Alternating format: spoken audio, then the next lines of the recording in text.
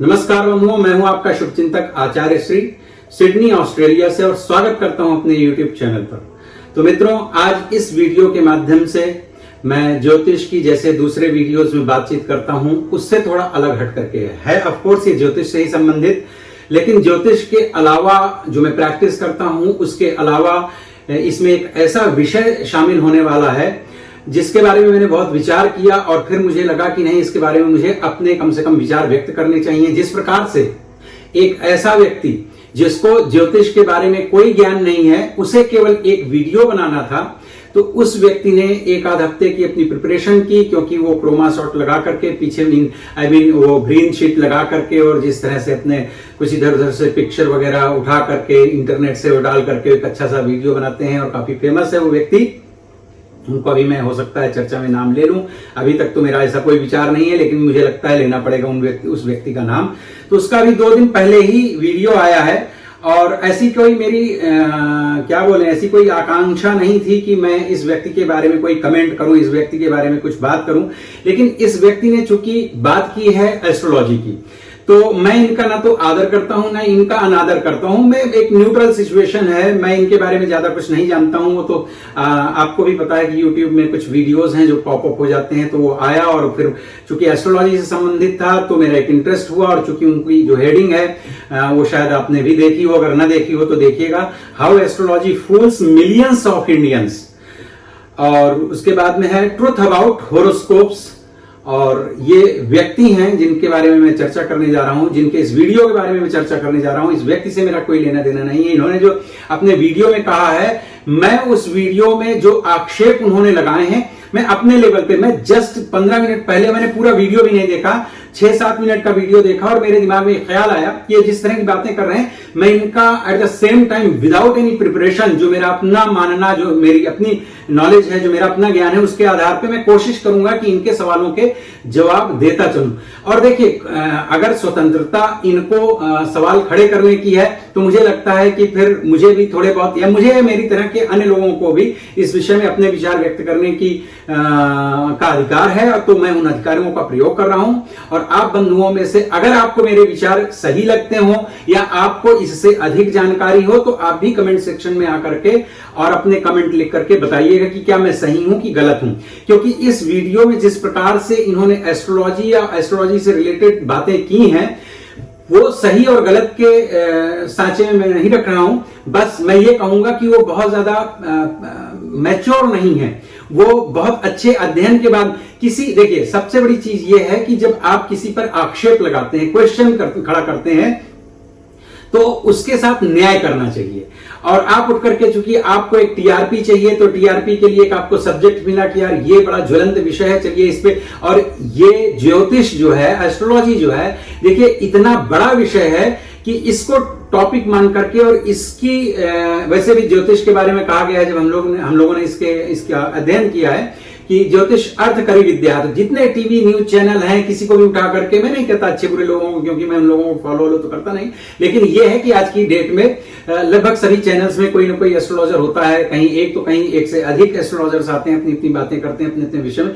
Means इतने बड़े बड़े जो मीडिया हाउसेस हैं वो भी एस्ट्रोलॉजी को अपने साथ लेकर के सिर्फ इसलिए चलते हैं क्योंकि उनको भी टीआरपी चाहिए होता है। एनीवेज, ये हमारा हजारों वर्ष का, भारतवर्ष का, सत्य सनातन धर्मियों का, और यह उस देश में रहने वाले सभी धर्मों का अपना एक इंटरेस्ट है। और मैं आज बहुत विस्तार से करूंगा, वीडियो काफी बड़ा होने वाला है। अगर आपके पास में मित्रों इन विषयों का, या अपने जाति धर्म, मैं जाति धर्म शब्द अपनी ओर से खारिज कर रहा हूं, यदि आपको अपने धर्म और ज्योतिष के विषय में विस्तार से चीजों को जानना है, तो आज इस वीडियो को मेरी रिक्वेस्ट है कि अंत तक देखिएगा। और चैनल को अगर अभी तक आपने सब्सक्राइब नहीं किया तो सब्सक्राइब कीजिएगा, और हो सके तो अपने मित्रों के साथ में इसको आप शेयर करें ताकि लोगों के अंदर अवेयरनेस पहुंचे। तो जिस प्रकार का इनका टाइटल है, how astrology fools millions of Indians, तो उस बारे में मैं इनकी बातचीत, देखिए ये इनका मैं वीडियो तो यहां दिखा नहीं सकता है, 25 मिनट 33 सेकंड का इनका वीडियो है, तो कॉपीराइट्स का चक्कर होता है तो मैं दिखा तो नहीं सकता, लेकिन मैं यहां चलाऊंगा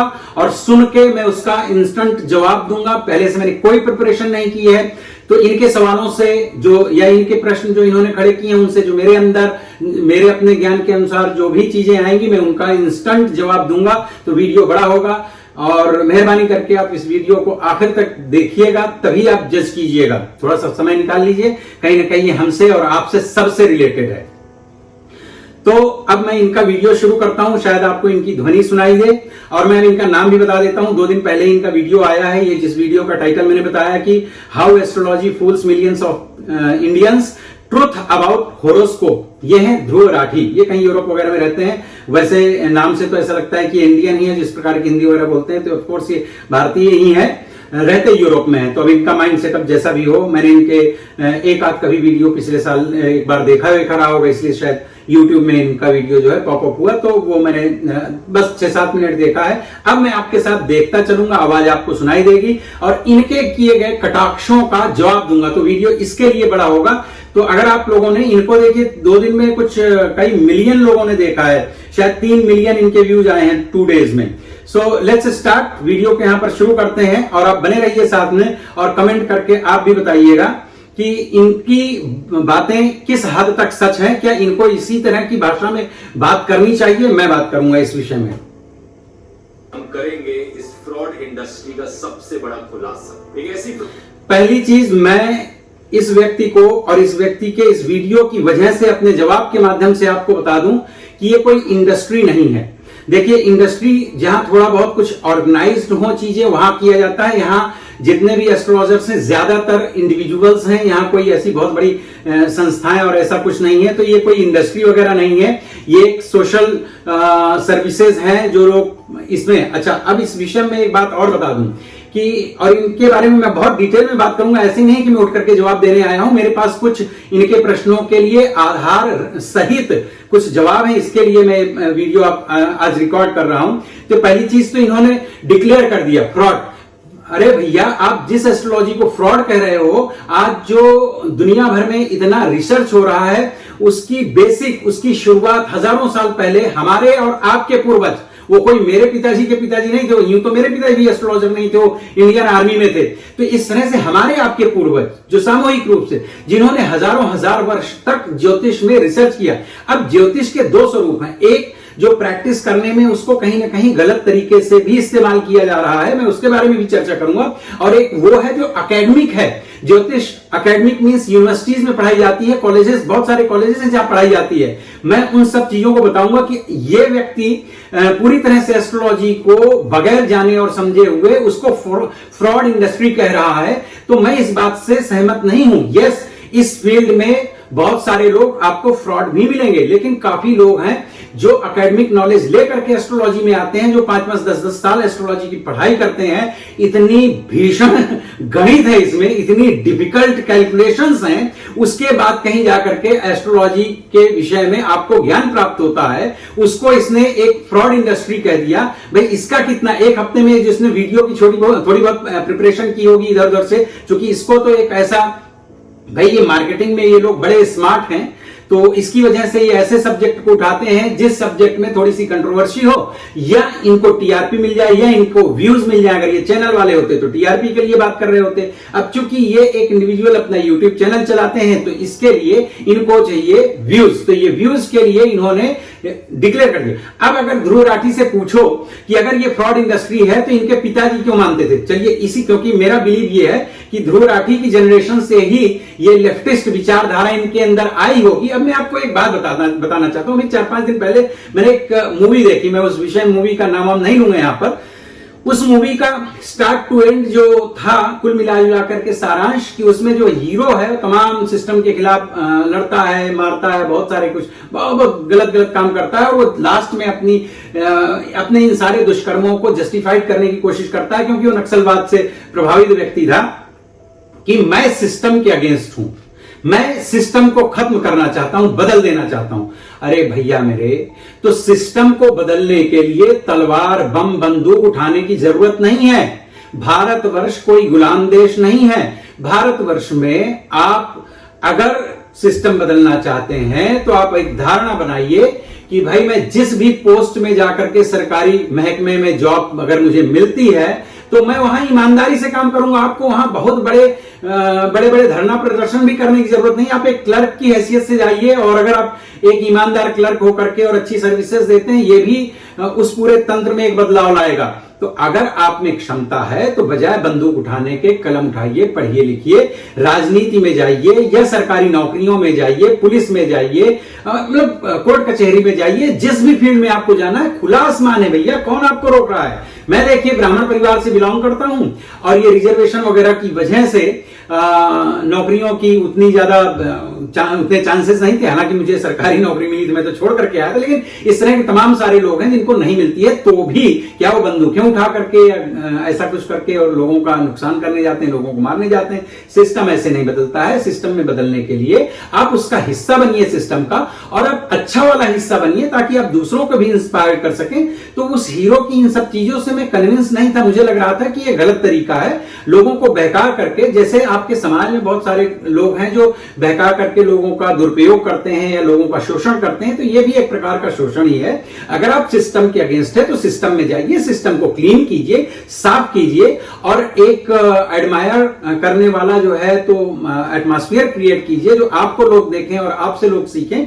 तो इसी प्रकार से अगर ज्योतिष में कुछ फ्रॉड लोग हैं, तो मैं यहां पर एग्जांपल के लिए बता देता हूं, भारतवर्ष की मैं बात कर रहा हूं इस विषय में, मैं और किसी दूसरे देश की बात नहीं कर रहा। स्वयं मैं ऑस्ट्रेलिया में रहता हूं, इसलिए मैं यहां की बात तो नहीं कर रहा, लेकिन मैं भारत की बात कर रहा हूं कि वहां सैकड़ों नहीं हजारों झोला छाप डॉक्टर्स हैं, हजारों वकील मिल जाएंगे, हजारों अलग प्रोफेशनल्स मिल जाएंगे जो अलग अलग फील्ड के हैं। उनमें से 10% या 20% या 50% सही होंगे, बाकी 10-20-50% ऐसे लोग भी होंगे जो सचमुच फ्रॉड कर रहे हैं। कितने सारे लोग हैं जो झोला छाप डॉक्टर से हजारों लोगों की जान ले लेते हैं। अरे भाई उनको तो छोड़िए, जो बहुत अच्छे वेल स्टैब्लिश हॉस्पिटल्स हैं और बहुत नॉन डॉक्टर्स हैं, मतलब जिनको भगवान के बाद दर्जा दिया जाता है, ऐसे डॉक्टर भी जब ऑपरेशन थिएटर में आपको लिटाते हैं और एक कट लगाने से पहले आपके फैमिली से सिग्नेचर करवा लेते हैं कि यह ऑपरेशन सक्सेस होगा कि नहीं होगा, इसकी हम गारंटी नहीं लेते, हम बस इस पेशेंट को ठीक करने की कोशिश करते हैं। तो इसी प्रकार से अगर ज्योतिष में भी आपको या कोई वकील मुकदमा लड़ने से पहले आपको कहीं लिख के गारंटी नहीं देता कि आप इस मुकदमे में जीत जाओगे, वो केवल आपको यह एश्योरेंस देता है कि मैं आपके लिए अपनी पूरी ऊर्जा और पूरी सामर्थ्य और पूरे ज्ञान के साथ यह मुकदमा आपके लिए लड़ूंगा, कोशिश करूंगा आपको जिताने की। आप जीतोगे कि हारोगे इस बात की गारंटी कोई नहीं देता। और मुझे लगता है केस की शुरुआत में तो जज भी नहीं आपको ये बता सकता कि कौन जीतेगा कौन हारेगा, क्योंकि वो बहुत सारे प्रोसेस के बाद में होता है। तो आपको क्यों लगता है कि सॉफ्ट टारगेट है एस्ट्रोलॉजी, कि आप यहां पे आपको सब कुछ गारंटी चाहिए?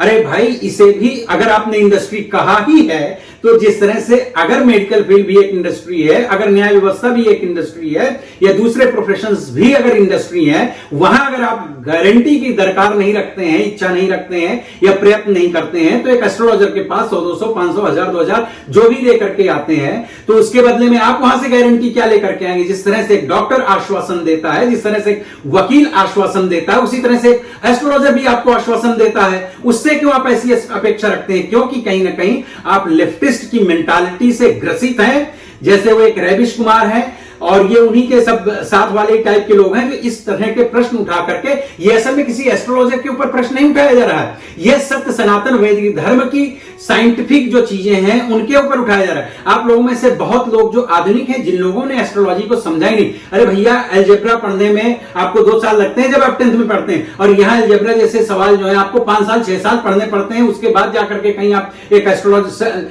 जो कि सर्टिफाइड, जो आप एकेडमिक एस्ट्रोलॉजर बनते हैं। ये किन की बात कर रहे हैं? ये वो फ्रॉड लोग हैं जो सचमुच आकर के सामने और अच्छी मार्केटिंग जानते हैं, इसलिए इनको टीवी मीडिया में और हर जगह स्पेस मिल जाता है, जो सचमुच पढ़े लिखे लोग हैं। मैं इसके बारे में और भी आगे बात करूंगा, अभी तो वीडियो मैंने शुरू ही नहीं किया। इन्होंने जिस तरह से ये फ्रॉड इंडस्ट्री कहा, तो मुझे इस बात से ऐतराज है, क्योंकि किसी पूरे एक हजारों वर्ष पुरानी पद्धति को आप फ्रॉड नहीं कह सकते। और एक एग्जांपल मैं देता हूं, अगर ये फ्रॉड है तो मेरे पिताजी, आपके पिताजी, उनके पिताजी के पिताजी के, अरे भाई 1000 साल पहले भी फिर यही फ्रॉड लोग कैसे बता देते थे कि 1 साल बाद किस टाइम पे किस दिन ग्रहण पड़ेगा, इतने बजे से इतने बजे तक सूर्य ग्रहण होगा, चंद्र ग्रहण होगा, तिथियों का मेल, सूर्योदय का समय, ये सब ज्योतिषी बताती रही। तो इस व्यक्ति का इस विषय में ना तो कोई शोध है और ना ही इस विषय में इस व्यक्ति का कोई नॉलेज है।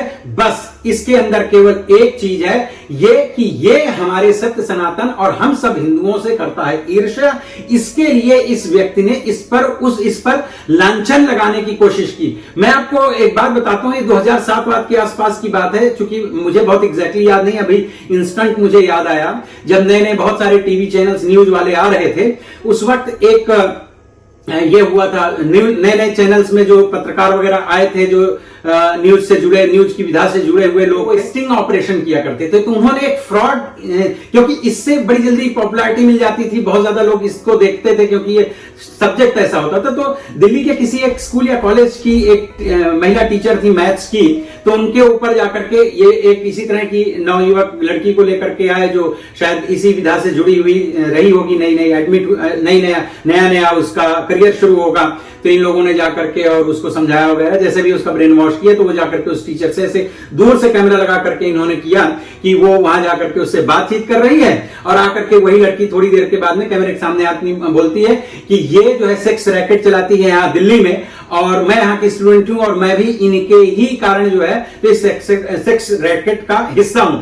हालांकि उसके बाद वो जो महिला अध्यापिका थी उनको अरेस्ट कर लिया गया, और बड़ा जो भी 8-10 दिन का उनका बड़ा टॉर्चर था, और उनकी नौकरी चली गई। बहुत कुछ उनके साथ में ड्रामा पूरे एक हफ्ते टीआरपी की वजह से चलता रहा। उसके बाद में पुलिस ने इन्वेस्टिगेट किया तो पता चला कि ये पूरा का पूरा फ्रॉड केस था, इसमें उनका कोई दोष नहीं था उनकी। हालांकि बाद में जाकर के फिर उनकी नौकरी बहाल हुई और उनको ससम्मान जो है तो बाइज्जत उनको बरी किया गया, और लड़की भी ढूंढ ली गई।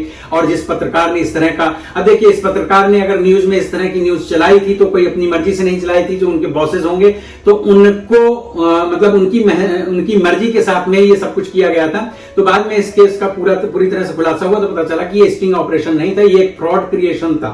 तो इसी तरह से ये फ्रॉड क्रिएशन करने वाले जो लोग होते हैं वो समाज में, सोसाइटी में, चूंकि हमारे जो नवयुवक बच्चे हैं जो पढ़ लिख करके आ रहे हैं, उनके दिमाग में पहले से इतना सारा कुछ अपनी ही चीजों की, अपनी ही जड़ों के खिलाफ बातें इतनी भरी जाती हैं, और इस तरह के ये वीडियोस बना करके और 2-4 इधर उधर के फालतू के, अब इसमें इसने कम से कम 10-12 क्लिप्स ऐसी डाली हैं छोटी छोटी, जिसमें से छोटा सा हिस्सा उठाया है, लेकिन वो आदमी बड़ा है। मतलब नॉन फिगर का एक आधे से चौथाई स्टेटमेंट, मतलब उस स्टेटमेंट का मतलब कुछ और है, लेकिन उसका एक हिस्सा काट करके बड़ी चतुराई से इसने इसमें डाला है। लोगों को तो, क्योंकि लोगों के पास में ना दिमाग, उतना समय नहीं है कि लोग इतना डीप में जाकर के किसी चीज की स्टडी करें। मैं क्यों कर रहा हूं कि भाई मैं इस फील्ड से हूं, तो मुझे समझ में आती हैं चीजें कि आप कहां पे कितना बड़ा खुद फ्रॉड है। तो एक फ्रॉड आदमी ही बड़ी आसानी से दूसरे व्यक्ति को फ्रॉड कहेगा। एक जिम्मेदार आदमी कभी भी, एक न्याय व्यवस्था आप देखिए, न्यायालय में जाइए, जज को जाइए, वो भी किसी को दोषी जब तक वो हो नहीं जाता, पूरा उसका बहस नहीं हो जाती, उसका पूरा मुकदमा नहीं सुन लिया जाता, सारे एविडेंस नहीं दे दिए जाते, तब तक वो उसे भी दोषी करार नहीं करते हैं। लेकिन इस आदमी ने वीडियो की शुरुआत की है कहां से? Fraud industry. अब मैं आगे और कंटिन्यू करता हूं। मुझे मतलब बड़ा अजीब सा लग रहा है, इसलिए क्षमा करें, मैं इस तरह की भाषा में बात नहीं करता हूं। हालांकि मैंने कोई यहाँ विजुअल लैंग्वेज नहीं इस्तेमाल की है, लेकिन ऑफकोर्स मेरे उद्गार हैं। मैं इस वीडियो में अपने सारे उद्गार निकालूंगा और मैं जवाब दूंगा। सुनिए। इंडस्ट्री जिसने करोड़ों लोगों को बेवकूफ बनाया है। अब बताइए, ये आदमी करोड़ों लोगों को बेवकूफ बनाने की बात कर रहा है। ये बताइए कि दुनिया में क्या 1 करोड़ या कई करोड़ लोग सचमुच बेवकूफ बनने वाले हैं? अरे भाई, आपको 100 रुपए खर्च करने हो, वहां भी आप 10 सवाल करते हैं। कोई बेवकूफ नहीं बनता है भाई।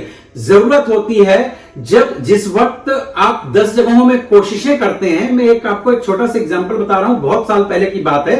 एक बहुत बड़ा आदमी जो है मेरे संपर्क में आया, वो बिजनेसमैन थे।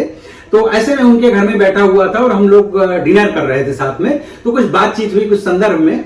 तो मैंने पूछा, मैंने कहा आप भी ज्योतिष को मानते हैं? तो बोले हाँ, मैं ज्योतिष को मानता हूं और थोड़ा बहुत ज्योतिष के बारे में मैं जानता हूं, क्योंकि मैं पढ़ता रहता हूं। तो मैंने कहा लेकिन आपको क्या लगता है कि ज्योतिष से आपको क्या लाभ होता है? तो उन्होंने जो बात कही थी, बड़ी अच्छी बात कही थी। देखिए, उन्होंने ये कहा मुझे कि देखिए ऐसा है, जिस व्यक्ति को आगे बढ़ना होता है, जो थोड़ा सा एम्बिशियस होता है, जो करियर को लेकर के थोड़ा सा गंभीर होता है व्यक्ति, वो बहुत प्रकार की कोशिशें करता है। उन कोशिशों में कई बार एस्ट्रोलॉजी भी एक कोशिश का हिस्सा होती है।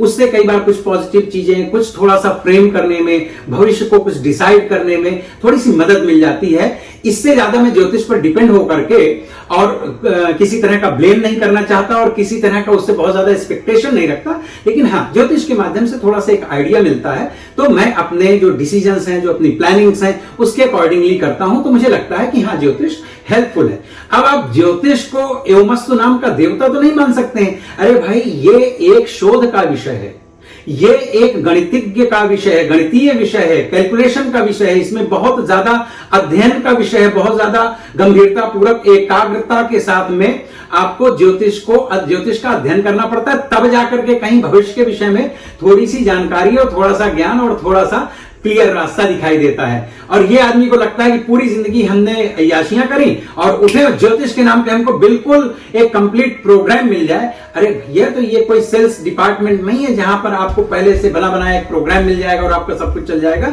ये थोड़ा सा आध्यात्म और थोड़ी सी दिव्यता का विषय है, इसमें थोड़ा सा समर्पित भाव से और आपका अपना खुद का भी उसमें इन्वॉल्वमेंट होना चाहिए, तब आपको कुछ चीजें समझ में आती हैं। ठीक है, अब आगे बढ़िए। फ्रॉड क्यों कहने लग रहा हूं मैं, वीडियो में आपको आगे समझाऊंगा, और करोड़ों लोग क्यों बेवकूफ बनते हैं ये भी मैं आपको ये बताएगा। और साथ ही साथ अगर आप उन लोगों में से हैं कि आप कहेंगे कि यार मेरे लिए तो एस्ट्रोलॉजी काम करती है, मैं इस पे विश्वास करता हूं पर्सनली। पहली चीज तो मैं यहां पर इस आदमी के इस शब्द से सहमत नहीं हूं कि मैं विश्वास करता हूं।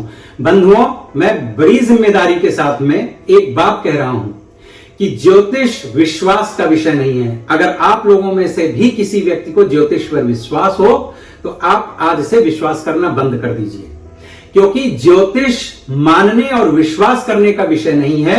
ज्योतिष जानने का और उसके बाद प्रयत्न पूर्वक उसके द्वारा भविष्य को देखने का माध्यम है। मान लेने और विश्वास कर लेने के लिए आप अपनी गर्लफ्रेंड पे विश्वास कीजिए, माता पिता पे विश्वास कीजिए, अपने दोस्तों के ऊपर भरोसा कीजिए। ज्योतिष पे भरोसा करने की जरूरत नहीं है। ज्योतिष स्वयं जानने का विषय है, उसके लिए आपको श्रम और मेहनत करनी पड़ेगी। अब अगर आप कह दें कि यार हम ज्योतिषी के पास जाते हैं, 1000 रुपए देते हैं, 500 देते हैं, फिर हम स्वयं क्यों जाने, तो भाई एक बेसिक लेवल का नॉलेज जब तक आपको नहीं होगा तो आप पहचानेंगे कैसे कि कौन फ्रॉड है और कौन सही है। देखिए क्या होता है कि जो एकेडमिक लोग हैं, जो सचमुच ज्योतिष में बहुत अच्छे परिश्रम पूर्वक पढ़ लिख करके आते हैं, उनकी मार्केटिंग स्किल उतनी अच्छी नहीं है।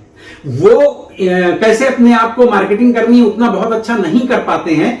इसकी वजह से वो बेचारे कहीं बहुत पीछे रह जाते हैं। लेकिन जिनमें मार्केटिंग स्किल्ड है लेकिन उनको एस्ट्रोलॉजी का उतना ज्ञान नहीं है, वो ज्यादातर, मैं सभी केसेस में फिर से कह रहा हूं कि मैं सभी के ऊपर ये चीज लागू नहीं कर रहा, लेकिन मैंने स्वयं इस फील्ड में रहते हुए देखा है कि बहुत सारे जो स्वयंभू धर्म के वेत्ता हैं या ज्योतिष के जानकार हैं, वो मार्केटिंग में बहुत अच्छे हैं। इसके लिए वो बहुत आगे आ जाते हैं, उनका ज्ञान बहुत सीमित है। इसके लिए कई बार ज्योतिष के नाम पर और इस साइंटिफिक या इस वैज्ञानिकता भरे विषय पर वो ऐसी उलझुल बातें करते हैं जो सचमुच शास्त्र में भी नहीं लिखी हैं और सचमुच उनका कोई सरोकार ज्योतिष से भी नहीं होता। लोग उनको मानने लगते हैं क्योंकि भाई वो टीवी में, अब कहते हैं ना कि अखबार में आया है तो सही ही होगा, टीवी में दिखा है तो सही ही होगा, बस इस चीज का वो फायदा उठाते हैं। और ये हो भी इसलिए रहा है क्योंकि आप स्वयं थोड़े से भी अवेयर नहीं है। अगर मैं अभी आपसे पूछूं कि हमारे सत्य सनातन धर्म में जो 12 महीने हैं इनका नाम क्या है, आपको नाम तक नहीं पता होंगे। अरे भैया, ये अंग्रेजी अभी 150 साल से भारतवर्ष में या दुनिया भर में छा गई है। उसके पहले आपका देश जो इतनी गणित के सहारे सारी चीजों को मेजर करता रहा, इतने बड़े बड़े भवन, इतने बड़े बड़े मंदिर और इतने बड़े बड़े काम किए हैं, इतने सारे जो आपके मतलब मैं पुराणों की केवल बात नहीं कर रहा, इतनी सारी जो ज्ञान की पुस्तकें हैं उसमें जो इतना सारा नॉलेज आया है वो बगैर किसी प्रकार का शोध किए आ गया है नहीं, क्योंकि आपने बेसिक चीजें तक अपने धर्म की, अपने पूर्वजों की नहीं सीखी हैं। आपने अपनी चीजें नहीं सीखी, वो कोई मेरी नहीं है, आपकी है। आपके पिताजी भी वही मानते, आपके पिता भी चैत्र वैशाख ज्येष्ठ आषाढ़ यही बोलते थे। हम अचानक जनवरी फरवरी में आ गए। ऐसा नहीं कि जनवरी फरवरी में कोई प्रॉब्लम, भैया प्रॉब्लम कहीं नहीं, पर अपनी चीजों को आप जरा सा भी नहीं जानते हैं। और जब संकट या किसी तरह की परेशानी या कभी किसी सपोर्ट की जरूरत होती है तो आप दौड़ करके किसी के पास जाते हैं, फिर आपको पता है ही नहीं कि आप कैसे जज करें कि सामने वाला व्यक्ति सचमुच का कोई संत है या कोई कालनेमी है जो हनुमान जी को रोक करके और गुरु मंत्र दे रहा था। तो ये गलती आपकी है क्योंकि आपने जरा सा भी पहले से परेशानी आने से पहले या किसी को कांटेक्ट करने से पहले थोड़ा सा भी ज्योतिष के बारे में एबीसीडी नहीं सीखी, तो आपको कोई भी मिलता है फिर उल्लू बना जाता है। फिर इसके बाद में आप ज्योतिष को गाली देते हैं या ज्योतिष पर विश्वास अविश्वास की बात करते हैं, जैसे कि ये व्यक्ति कर रहा है। आगे देखते हैं। चिंता मत कीजिए, आपके लिए कुछ एस्ट्रोलॉजिकल प्रिडिक्शंस भी दूंगा मैं। सही सुना आपने। मैं नहीं जानता आपका डेट ऑफ बर्थ क्या है, कब पैदा हुए, आपका नाम क्या है, लेकिन क्योंकि आप ये वीडियो देखने लग रहे हैं, आपको वीडियो के थ्रू कुछ ऐसी प्रिडिक्शंस दूंगा आपकी पर्सनालिटी को लेकर, आप भी देखते रह जाएंगे। 34 दिखा रहे हैं, हंस रेखा अब इसमें इसने रामदेव की एक बहुत पुरानी, बाबा रामदेव की जो है एक बहुत पुरानी क्लिप दिखा दी है। मैं यहाँ पर बाबा रामदेव के बारे में भी कहूंगा, हालांकि ये क्लिप बहुत अधूरी है, पता नहीं उन्होंने किस सेंस में और किस बात में क्या बात कही हो, क्योंकि जब किसी भी एक पूरी वार्ता का एक छोटा सा अंश आप उठा करके और अपने हिसाब से उसको आप मैनिपुलेट कर लेते हैं, तो कतई ये नहीं माना जा सकता है कि जिस संदर्भ में आप इसे रेफरेंस के लिए यूज कर रहे हैं, ये रेफरेंस यूज करने का तरीका भी गलत है, क्योंकि वो किस संदर्भ में बात कही जा रही है। और अगर बाबा रामदेव सचमुच भी जो ये क्लिप दिखा रहा है और इसमें कुछ रामदेव बाबा कह रहे हैं ज्योतिष के बारे में, तो रामदेव बाबा भी क्या ज्योतिष पर कमेंट करने के लिए अथराइज हैं? क्या रामदेव बाबा ने ज्योतिष को जाना है? मैंने कहा ना, रामदेव बाबा ने भी हो सकता है कभी माना हो, कभी विश्वास किया हो, इसलिए वो ये कमेंट कर रहे हो। जो व्यक्ति ज्योतिष को थोड़ा सा जानेगा, जो व्यक्ति उसको पढ़ेगा, जो उसका अध्ययन करेगा, उसके बाद में उसके अंदर ये विश्वास अविश्वास वाली बात ही नहीं होगी। कैसे, मैं बताता हूं आपको। जैसे 2 + 2 = 4, 2 धन 2 बराबर 4, ये अपने आप में किसी के विश्वास की आवश्यकता नहीं महसूस करता, क्योंकि 2 + 2 4 ही होता है। इसी तरह से ज्योतिष भी चलती है। ज्योतिष इतना सूक्ष्म कैलकुलेशन बेस्ड है कि हमारे ऋषि मुनि और हमारे अभी 50-100 साल पहले तक, जब तक कि ये आधुनिक विज्ञान नहीं इतना विकसित था, सारी चीजें, ज्वार भाटा कब आएगा, समुद्र में ये कब होगा, और चंद्रमा की कितनी कलाएं हैं, क्या है डिग्री है, कौन सी तिथि होगी, कब क्या कैसे हो, सारी घटनाओं को सैकड़ों साल पर, मैं अभी चूंकि मैं इस वक्त ऑफिस में बैठा हूं, मेरे पास में इतना शताब्दी पंचांग नहीं, मेरे पास में 100 साल का पंचांग है, और ये बड़ी कॉमन चीज है। अगर कोई जानकार एस्ट्रोलॉजर्स होंगे उनके पास भी होते हैं। आजकल तो चलिए बहुत सारे सॉफ्टवेयर भी आ गए हैं, लेकिन कुछ वर्ष पहले तक केवल शताब्दी पंचांग होते थे। इसमें 100 साल आगे तक का अगर आप मुझसे पूछोगे कि 70 साल बाद कौन से तारीख को कितने चंद्र ग्रहण होंगे, कितने सूर्य ग्रहण होंगे, सारा कुछ ज्योतिष में पहले से कैलकुलेशन करके रखा हो। इसे बोल रहा है फ्रॉड इंडस्ट्री है। तो भाई मुझे तकलीफ हो रही है, क्योंकि ये आदमी या तो ऐसी मानसिकता वश बोल रहा है कि इसे द्वेष इतना ज्यादा है, जहर इतना ज्यादा भरा हुआ है, या अज्ञानता के कारण बोल रहा है। दोनों ही अवस्थाओं में पब्लिकली आकर के आप जब पब्लिक फिगर बन जाते हो, आप लोगों को इन्फ्लुएंस कर सकते हो, तो बड़ी जिम्मेदारी के साथ में कोई स्टेटमेंट देना चाहिए। अगर आपकी कोई शिकवे शिकायत हो भी, तो आप उन शिकवे शिकायतों को पर्टिकुलर उस विषय से जोड़ करके उस संदर्भ को आप प्रकट कीजिए। आप जनरलाइज करके चीजें, भाई अगर कल को मेरे साथ ऐसा हुआ है कि कई बार मैं डॉक्टर्स के पास गया हूं और मैं सेटिस्फाइड नहीं हुआ, सचमुच मेरा बड़ा अजीब। तो मैं एक छोटा सा इंसिडेंट बताता हूं। 2010 में मुझे गाउट, जिसे यूरिक एसिड भी कहते हैं, उसकी प्रॉब्लम यहां हुई। मैं ऑस्ट्रेलिया की बात कर रहा हूं। बहुत सारे चेकअप हुए, कई सारे टेस्ट हुए, ये हुआ, पर वो डायग्नोस नहीं हो पाया। और मैं इंडिया गया और मैं अपने जनपद में, मेरे एक मित्र हैं, मैंने उनको बताया कि मुझे प्रॉब्लम है, तो वो लेकर के कि मुझे पैर में प्रॉब्लम है, अंगूठे में बहुत ज्यादा दर्द होता है, तो मैंने उनको बताया, बोले नहीं हम चलते हैं, हमारे यहाँ पे एक डॉक्टर हैं, अच्छे डॉक्टर हैं, लेकिन उनका बड़ा सा क्लिनिक वगैरह है। यू कांट बिलीव गाइस कि मैं एंटर हो रहा था, क्योंकि वहां पहले से पर्ची वगैरह पढ़वा करके देनी पड़ती है, तो मैं एंटर हो रहा था, तो वो नाम पढ़ के और मेरी ओर देख करके डॉक्टर साहब मुस्कुराए और बोले आइए पंडित साहब, मुझे पता है आपको गाउट की प्रॉब्लम हुई है। लोग केवल चलने से, और ये होता है एक्सपीरियंस और तजुर्बा। उसके बाद बैठे और उन्होंने कहा कि देखिए सारे टेस्ट मैंने लिख दिए हैं और ये मैंने मेडिसिन लिख दिए हैं, आप जाकर के खरीद के खाइए और 2 घंटे बाद ये सारे टेस्ट करवा करके आपको रिपोर्ट्स मिल जाएंगे, आप लेकर के आइएगा। ये टेस्ट मैं अपने लिए नहीं करवा रहा, आपके सेटिस्फेक्शन के लिए करवा रहा हूं। मैं तो श्योर हूं कि आपको यही प्रॉब्लम है। ये घटना 2012 की है, मतलब 10 में मुझे ये हुआ था और 12 में जब मैं इंडिया गया था पहली बार यहां से ऑस्ट्रेलिया से, तो फिर उन्होंने बात की थी। और आज तक मैं वो दवा खा रहा हूं उनकी दी हुई, और मुझे दोबारा कभी भी गाउट का अटैक नहीं हुआ। मीन्स कि आपका किस विषय में कितना अनुभव है, ये पता चलता है जब आप अपने पेशेंट को ट्रीट करते हैं। यहां 2 साल में मैं 25 डॉक्टर से मिला, उन्होंने अपनी अपनी तरह से टेस्ट करने की कोशिश की, जानने की कोशिश की, नहीं जान पाए। तो मैं ये नहीं कह सकता कि उनकी डिग्री फेक है या फिर उनकी प्रैक्टिस बराबर नहीं है। ठीक है भाई, मेडिकल में ये चीजें होती हैं कि कई बार बड़ी देर से डायग्नोस हो पाता है, प्रॉब्लम बड़ी देर से पता चल पाती है। तो अब इसका मतलब ये तो नहीं कि सारी इंडस्ट्री ही फ्रॉड कह दूं मैं कि भाई इस देश के डॉक्टर्स फ्रॉड है। नहीं, इस देश में बड़े अच्छे अच्छे डॉक्टर्स, क्योंकि मेरे दूसरे ट्रीटमेंट भी हुए हैं और मेरे दोस्तों के भी, जानने वालों के भी, और सबके यहाँ पर ट्रीटमेंट होते हैं, दुनिया से लोग आते हैं इलाज करवाने।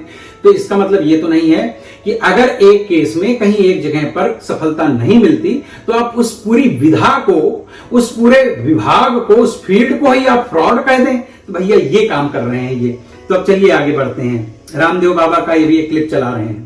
दिखा रहे हैं, राशिफल दिखा रहे हैं, ये ड्रॉइंग बाकर में पढ़े लिखे बच्चे पढ़ रहे हैं। मैं आपको बताऊंगा कि कैसे आपके घर में धन की बरकत होगी। हम मॉडर्न एज के लोग हैं, पढ़े लिखे लोग हैं, क्या हम बचपन। अब इसमें ये इस्कॉन के एक संत हैं, ये जिनकी क्लिप इन्होंने उठाई है, ये इस आदमी ने बहुत चालाकी के साथ में, नहीं इसे चालाकी नहीं कहते हैं मित्रों, इसे कहते हैं धूर्तता।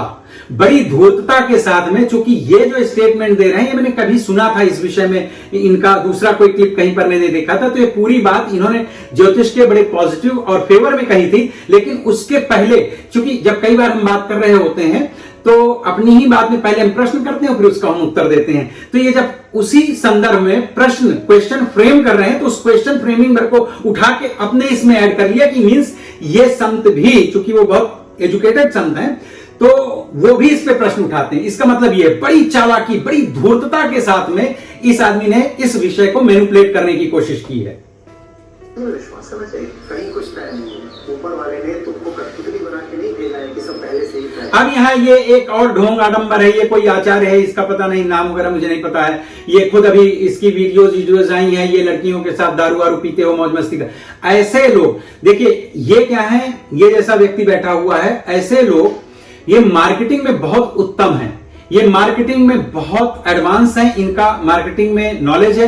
या फिर मैं ये कहूं कि इस तरह के ध्रुव राठी जैसे जो लेफ्टिस्ट लोग हैं, जो मीडिया से लेके हर जगह उठे हुए हैं, ऐसे किसी व्यक्ति को ला करके प्रेजेंट करते हैं और फिर वो जो इनको फीड करते हैं, ये लोग केवल उनका एक स्पीकर बन करके, और ये जो वो कहते हैं, जो वो चाहते हैं, उनको प्रसन्न कर, क्योंकि वहीं से उनको पैसा आता है, वहीं से उनकी इंडस्ट्री चलती है। तो इस तरह की उल जलूल बातें बकते हैं। यस, मैं आपसे कह रहा हूं कि जन्म से भी भाग्य तय होता है। अब मैं आपको एक छोटा सा एग्जांपल दे रहा हूं, मैं डीप एस्ट्रोलॉजी की उसमें बात नहीं करूंगा, लेकिन साधारण सी बात करूंगा। एक ही व्यक्ति का जन्म होता है, ठीक है, उस व्यक्ति का जन्म किस तरह के परिवार में हुआ, उससे उसके जीवन की शुरुआत होती है। अच्छा बुरा, पैसे वाला, गरीब, संकट, जैसे परिवार में उसका जन्म होगा वैसे तो उसका आगे का भविष्य चलेगा।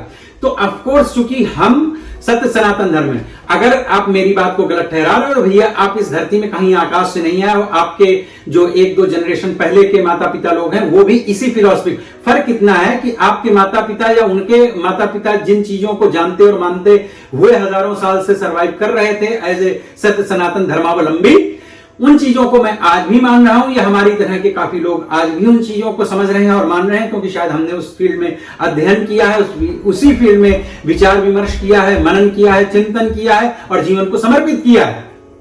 लेकिन पिछले एक आध जनरेशन से कुछ लोगों ने, जो कि इस दिशा की न तो शिक्षा मिली है और ना ही इस दिशा को जानने का अपनी ओर से प्रयत्न किया कि हमारे पूर्वज कौन है या हमारे अपने लोग कौन है, हम कहां से जुड़े हुए हैं। भाई अपनी नींव और अपनी जड़ों को अगर आपने नहीं तलाशा है तो इसमें उन जड़ों का दोष नहीं है, शायद कहीं ना कहीं आपका दोष है। तो आप भी अगर पीछे जाएंगे एक दो जनरेशन पहले, तो आपको लगेगा कि मैं जो बात कर रहा हूं असल में वो मैं आपकी ही बात कर रहा हूं, आपके ही पूर्वजों की बात कर रहा हूं। तो इस तरह के लोगों को ला करके समाज में एक इस प्रकार का विचार और इस प्रकार की बात को स्थापित करना, ताकि सत्य सनातन धर्म और कमजोर लगने लगे। इसके जितने भी क्या बोलते हैं उसको, स्तंभ हैं, सत्य सनातन धर्म के तमाम स्तंभों में से, वैदिक स्तंभों में से एक ज्योतिष भी है, जो इसमें बहुत सारे ज्ञान को आपको जानकारी प्रदान करती है। उसको भी किसी न किसी तरह से धूमिल किया जाए, आक्षेपित किया जाए, प्रश्न लगा दिए जाए, ताकि हमारे आने वाली पीढ़ियां उनसे पूरी तरह से डिटैच्ड हो जाएं। और याद रखिएगा, जब कोई जड़ों से कट जाता है वृक्ष, तो या तो सूख जाता है या फिर उसका किस्मत ही मालिक है कि फिर आपको आसानी से मैनिपुलेट करके कहीं और किसी और दूसरे बिलीफ से जोड़ा जा सकता है। ये बहुत गहरी साजिश है, इस बात को समझिएगा मित्रों। आगे चलते हैं। कुछ हफ्ते पहले की बात है दोस्तों, जब Indian cricket team unfortunately T20 world cup से बाहर हो गई, जब उन्होंने सेमीफाइनल मैच हारा इंग्लैंड की टीम के अगेंस्ट, अनफॉर्चुनेटली। क्या इसका मतलब ये हुआ कि उनका फॉर्च्यून खराब था? अगर कुछ एस्ट्रोलॉजिस्ट चेंज कर डाला। अब यहां पर ये एक इंडियन क्रिकेट मैच की बात कर रहा है जिसमें इंडिया जीत गई थी, जिसमें एक चैनल ने 8-10 ज्योतिषियों को बुला करके एक प्रोग्राम किया था। अब देखिए ये वो, अब चूंकि कहा तो एस्ट्रोलॉजर ही आएगा, अब वो चाहे झोला छाप डॉक्टर हो और चाहे बहुत पढ़ा लिखा डॉक्टर हो, चाहे बहुत स्टेब्लिश्ड डॉक्टर हो और चाहे जैसा भी हो, डॉक्टर तो फिर डॉक्टर ही होता है, कहा तो सबको डॉक्टर ही आता है। तो इसी प्रकार से जिन लोगों को बुला करके इसने वहां पर बैठाल करके उस चैनल ने और उस विषय पर, उस मुद्दे पर डिस्कशन किया था। पहली बात तो इस तरह के मुद्दों पर बैठ करके और इस तरह की एस्ट्रोलॉजी से रिलेटेड प्रेडिक्शन वगैरह करने की बहुत ज्यादा आवश्यकता होती नहीं है। वजह यह है कि एक टीम में 11 लोग खेल रहे होते हैं, आप केवल उसमें उस टीम के नाम पे या अपनी ऑर्गेनाइजेशन के नाम पे आप उसके हारने और जीतने की बात कहते हैं, जबकि सच बात यह है कि उसमें जितने प्लेयर होते हैं उन सबका भाग्य, तकदीर और उनके ग्रह नक्षत्र, वो सारी चीजें जो है कार्य कहीं ना कहीं कर रहे होते हैं। तो उन्होंने 10-11 लोगों को बुला करके इकट्ठा कर लिया। क्या उस चैनल ने उन 10-11 लोगों की ज्योतिष पर एकेडमिक क्या एक्सपीरियंस है, क्या नॉलेज है, क्या सर्टिफिकेट्स हैं, क्या चेक किया, या किन्हीं को भी बुला करके वो चैनल इस तरह की चीजों को ज्योतिष पे चर्चा के नाम पे ज्योतिष को बदनाम करने का ही और कार्य नहीं किया जा रहा है? तो मैं पहली चीज तो इस बात से ही सहमत नहीं हूं कि चैनल पर बैठ करके वो लोग जिन लोगों का ही नहीं पता है कि उनका एस्ट्रोलॉजी पे कितना नॉलेज है, उन्होंने क्या अध्ययन किया है। क्योंकि देखिए, किसी भी ज्ञान को पाने का एक सही और सरल माध्यम होता है शिक्षा संस्थान, जिसे हम एकेडमिक या यूनिवर्सिटी, कॉलेज कहते हैं। तो जब किसी व्यक्ति ने, और ज्योतिष एक किताब पढ़ करके आपको लगेगा कि आपको बहुत कुछ पता चल गया, लेकिन ज्योतिष का आपको ABCD भी नहीं पता चलता है जब तक उसमें आप 5 साल 10 साल 8 साल पूरी तरह से गहन अध्ययन नहीं करते हैं। तो उन लोगों को बिठा करके अगर वो कोई चर्चा कर रहा है तो पहली चीज तो हो सकता है, मैं मानता हूं कि हो सकता है वो ज्योतिष के नाम पर वो कुछ अलग टाइप की प्रैक्टिस कर रहे हो, जिनको बुला करके आपने बैठाला और उनसे आपने उगलवा लिया। और दूसरी चीज, इतने सारे कैमरे वैमरे लगते हैं और उनको फीड किया जाता है। अब देखिए कैमरे के पीछे क्या होता है, मैं भी इंडस्ट्री से इतना संबंध मेरा रहा है कि बहुत सारी चीजें स्क्रिप्टेड होती हैं, वहां उनसे वो कहलवा लिया गया। अरे भाई, आप वो बिग बॉस कौन सा है, वो जो सीरियल आता है, उसमें तमाम सारी चीजें हमेशा आप लोगों ने गाए बगाए खबरें सुनी होंगी कि वो सारी चीजें जो है तो स्क्रिप्टेड होती हैं। तो यहां पर भी वो सब स्क्रिप्टेड चीजें कही गई या कहलवा दी गई, उसको आप यहां पर रेफरेंस में ले रहे हो। नहीं, क्या तुम किसी यूनिवर्सिटी के किसी प्रोफेसर के पास गए, यूनिवर्सिटी में जो एस्ट्रोलॉजी में PhD कर रहे हैं, क्या आपने उनमें से किसी का रेफरेंस लिया? क्या आप किसी कॉलेज में गए, कहीं वहां जाकर के आपने एस्ट्रोलॉजी के विषय में कुछ डिस्कशन किया, कुछ लोगों से मिले, उन लोगों के व्यूज लिए? नहीं, आपने मार्केट के ऐसे बदनाम 4 लोगों को लेकर के और एक वीडियो बना करके पूरी विधा को, हजारों साल पुरानी हमारी, मेरे और आपके पूर्वजों का जो धरोहर है, जो ज्ञान है, जो संचित ज्ञान है, उसको बदनाम करने का जो है तो इसने एक ठेका उठा लिया, क्योंकि इसको मिला होगा कहीं से आदेश। आगे सुनिए। गिनीज वर्ल्ड रिकॉर्ड्स ने इंडियन टीम की फिरकी लेते हुए ट्विटर पर पूछा भी था कि हिस्ट्री की क्या ये सबसे आसान रन चेज है, लेकिन इन एस्ट्रोलॉजिस्ट के अकॉर्डिंग यहाँ पर एक कांटे की टक्कर होने वाली थी, जिसके बाद इंडिया की जीत गारंटीड थी। क्रिकेट मैचेस में तो चलो हार जीत चलती रहती है, लेकिन एस्ट्रोलॉजिकल प्रेडिक्शंस को लेकर इतना गलत होना ये पहली बार नहीं ऐसा हुआ दोस्त। हर साल लाखों ऐसी प्रेडिक्शंस करी जाती हैं एस्ट्रोलॉजिस्ट के द्वारा जो गलत जाती हैं, लेकिन लोगों को कोई फर्क नहीं पड़ता। ठीक है, अब मैं बात कर रहा हूं पिछले 3 सालों में ये जो नई एक महामारी चल रही है 2020 से और अब तक, मैं उसका नाम नहीं लूंगा। इस महामारी को लेकर के कितने डॉक्टर्स ने, कितने वैज्ञानिकों ने और कितनी देश की सरकारों ने और WHO ने और कितने लोगों ने बहुत सारी चीजें कही, और उनमें से अगर आप उनका गहन अध्ययन करें तो 50 क्या 60-70% गलत निकली है। ठीक है, तो ये एक संभावना है कि अगर इस तरह के बहुत सारे प्रेडिक्शंस जो भविष्य को लेकर के किए जाते हैं, मैं एक बात बता दूं, ये जो सारे प्रेडिक्शंस हैं, ये क्या किसी यूनिवर्सिटी जहां से एस्ट्रोलॉजी का केंद्र हो, क्या वहां से निकल के आते हैं? नहीं साहब, ये बिल्कुल इंडिविजुअल्स हैं। कहीं कोई केकड़े को लेकर के प्रेडिक्शन कर रहा है, कहीं कोई मछली को लेकर के कर रहा है, कोई कहीं से कर रहा है, कोई कहीं से, और ये दुनिया भर में हो रहा है। पहली चीज तो ये, इसकी आगे का जो कि मैंने अभी थोड़ा सा और जो वीडियो देखा था उसके हिसाब से मुझे ऐसा लगता है ये वेस्टर्न एस्ट्रोलॉजी से बहुत ज्यादा इंस्पायर्ड है, और उसको इसने थोड़ा बहुत ज्यादा पढ़ा लिखा है, इसलिए इसने इसको वैदिक ज्योतिष के साथ में जोड़ करके सब मिला करके, मतलब वेस्टर्न और वैदिक ज्योतिष को इसने मिक्स करने की कोशिश की है, जबकि दोनों की विधा टोटल अलग है, कैलकुलेशन का बेस अलग है, विधा अलग है, सब बहुत बहुत बहुत बहुत डिफरेंट है। हमारी जो ज्योतिष, वैदिक ज्योतिष है, वो इंडिविजुअल्स पर चलती है, आपके पैदा होने वाले पर्टिकुलर उस सेकंड तक का अनुपात रखती है, उसका भी कैलकुलेशन करती है। और ये जो वेस्टर्न एस्ट्रोलॉजी है वो एक पूरे महीने का, इस महीने में कितने लोग पैदा हुए, तो एक बड़ी जनरल सी चीज है। लेकिन जब आप पर्टिकुलर आप लग्न चक्र के माध्यम से ज्योतिष को देखते हैं तो वो बहुत इंडिविजुअल होती है और वो बहुत हद तक आपके जीवन में बहुत सारे मार्गदर्शन करती है और बहुत एक्यूरेसी के साथ में करती है। मैं इस फ्रॉड आदमी की तरह बात नहीं कर रहा, मैंने 30 साल से इसका प्रैक्टिस किया है, अभ्यास किया है और मैंने इसका अध्यापन भी किया है। मैं उसके बेस पर बता रहा हूं। तो ये जो बातें कर रहा है कि प्रेडिक्शंस होते हैं वो गलत जाते हैं, ये पहली चीज तो देखो कि ज्योतिष के नाम पर प्रेडिक्शन कर कौन रहा है। क्या ये अथराइज्ड लोग हैं? क्या ये सचमुच नॉलेज वाले लोग हैं? क्या इन्होंने कोई एकेडमिक नॉलेज लिया है या उठ करके कहीं? क्योंकि देखिए भैया, ज्योतिष में एक क्यूरियोसिटी तो होती है। आप कुछ भी ज्योतिष से रिलेटेड आप प्रेडिक्शन इस तरह की बातें करने लगो, 10 लोग आपको सुनते हैं, तो इसका फायदा उठा करके तमाम धूर्त और चालाक लोग अपनी रोटी सेकते हैं और अपना, देखिए एक बहुत बड़ा नाम ले रहा हूं, बड़ी जिम्मेदारी के साथ में ले रहा हूं। आपको भी पता होगा जग्गी वासुदेव, जो सदगुरु के नाम से बड़े प्रख्यात हैं। मैंने उनकी खुद की क्लिप एक छोटी सी देखी, मैं कोई इनको फॉलो नहीं करता हूं, इतना समय ही नहीं मेरे पास है। तो उन्होंने कहा कि भाई मैंने अपने जीवन में कोई धर्मशास्त्र नहीं पढ़े, ये उनके मुंह के कही हुई बात है, ठीक है। स्वयंभू हैं, स्वयंभू संत है, कुछ अच्छे काम कर रहे हैं, इसलिए उनकी बड़ी रिस्पेक्ट है और दुनिया में ठीक है, होना भी चाहिए, क्योंकि संत के लिए कोई डिग्री और सर्टिफिकेट की जरूरत नहीं होती। लेकिन वो खुद भी कह रहे हैं, तो हो सकता है कल को वो जो बात सत्य सनातन धर्म से रिलेटेड रेफरेंस में कहें उसको बहुत वैज्ञानिक या बहुत तथ्यपरक नहीं माना जा सकता, क्योंकि सत्य सनातन धर्म केवल उड़न खटोले की तरह नहीं है, उसका अपना एक बेस है, उसका अपना अध्ययन प्रक्रिया है, उसको जानने का अपना एक माध्यम है। जब तक उसको आपने पूरी तरह से नहीं जाना समझा, उसके लिए आप अथराइज्ड नहीं है, तब तक आपके कमेंट्स जो हैं तो एक्सेप्टेबल नहीं होने चाहिए। आप कमेंट कर सकते हैं, लोग सुन सकते हैं, विचार व्यक्त कर सकते हैं, लेकिन उनको बहुत अधिकृत नहीं माना जा सकता, आधिकारिक तौर पर उनको जो है स्वीकार नहीं किया जा सकता है।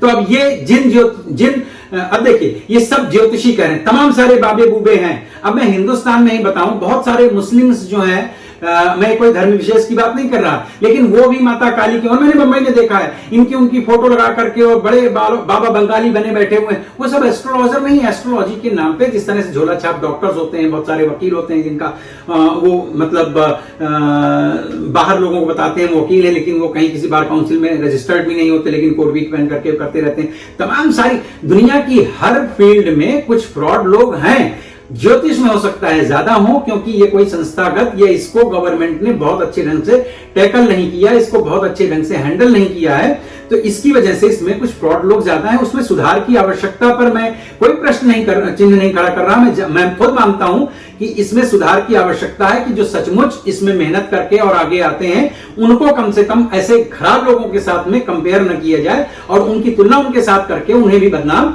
न किया जाए। आगे सुनते हैं।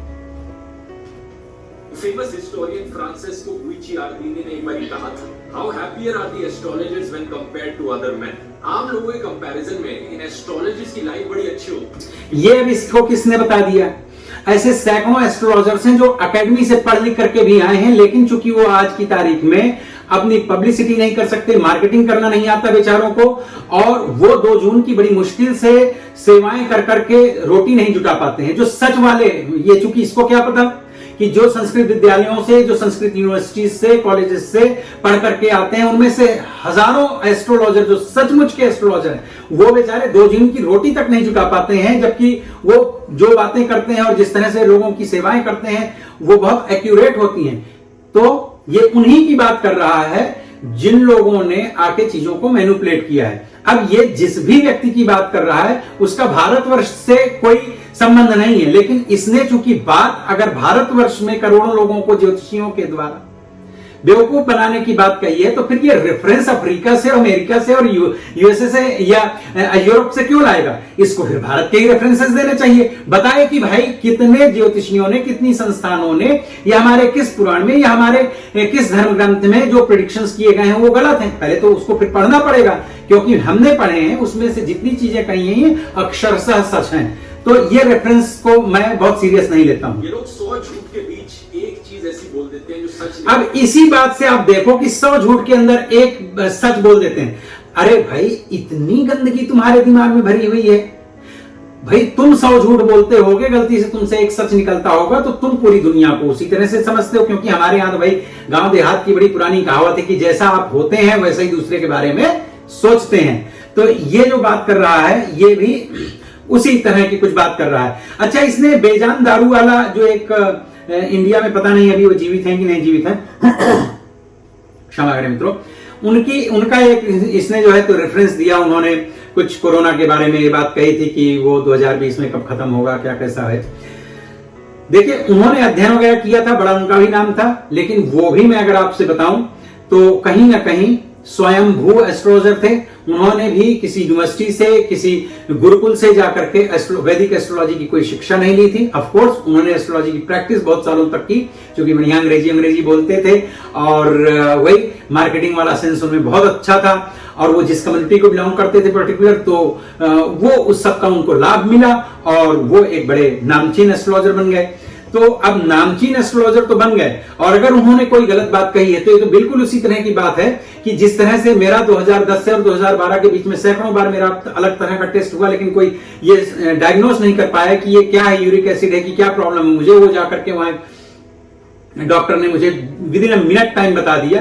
तो मैं इन सब डॉक्टर्स को गलत तो नहीं कह सकता हूं, हो सकता है उनकी हजारों बातों में से कोई एक बात गलत निकल गई, या तो इस आदमी को एस्ट्रोलॉजर्स की लाइफस्टाइल से, उनके पैसों से दिक्कत है।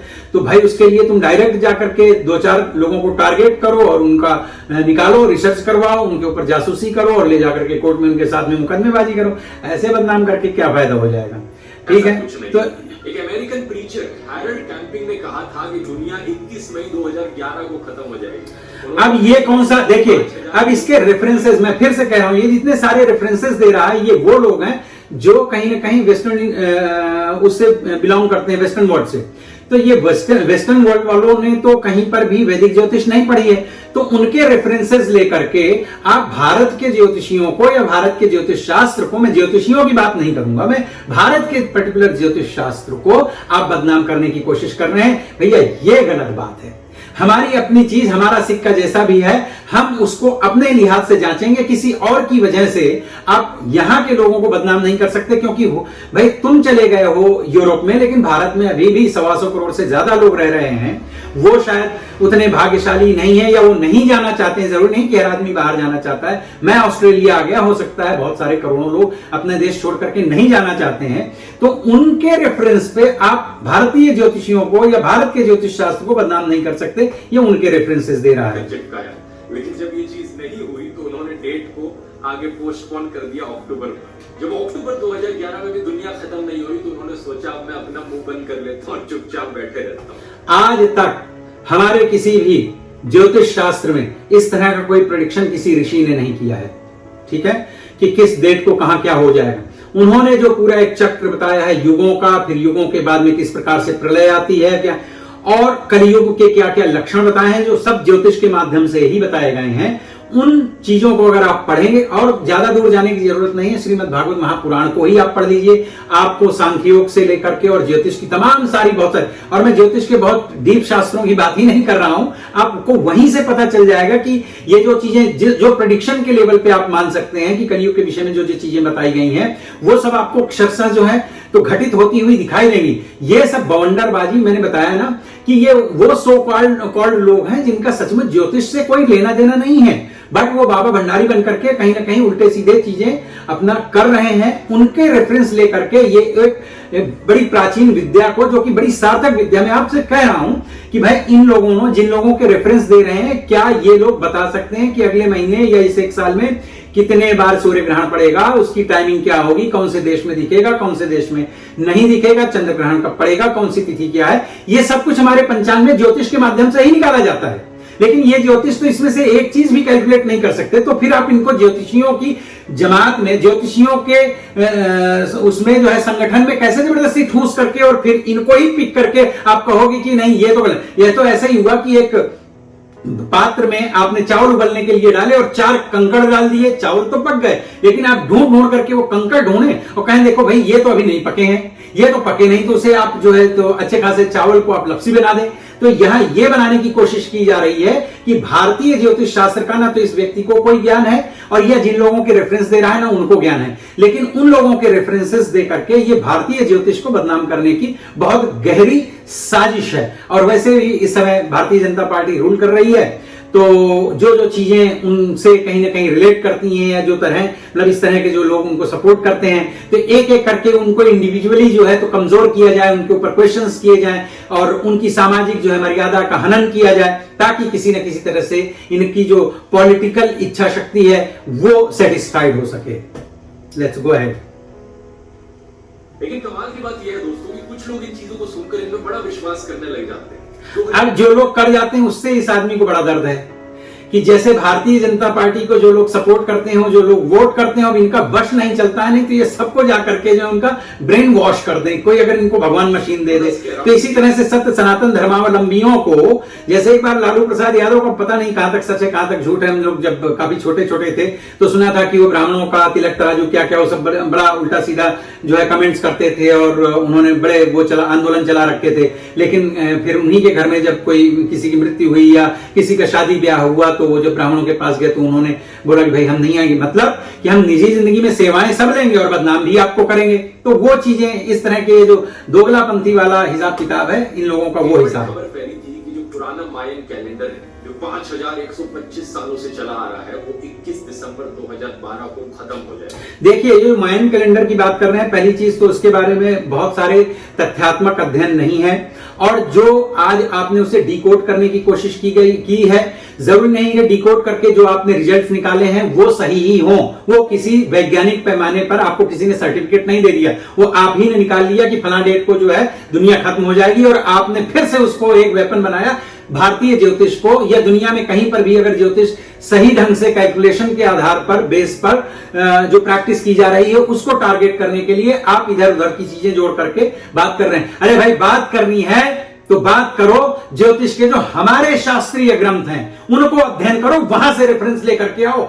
उसको अगर करने जाओगे तुम एक बार उस जोन में घुस गए, उसके अध्ययन में घुस गए, तो कई साल लग जाएंगे तुमको अध्ययन करते करते, और जब निकल करके वहां से आओगे तो तुम्हारे पास ज्योतिष को प्रेज करने के लिए, ज्योतिष की तारीफ करने के अलावा बुराई करने के लिए शब्द ही नहीं बचेंगे।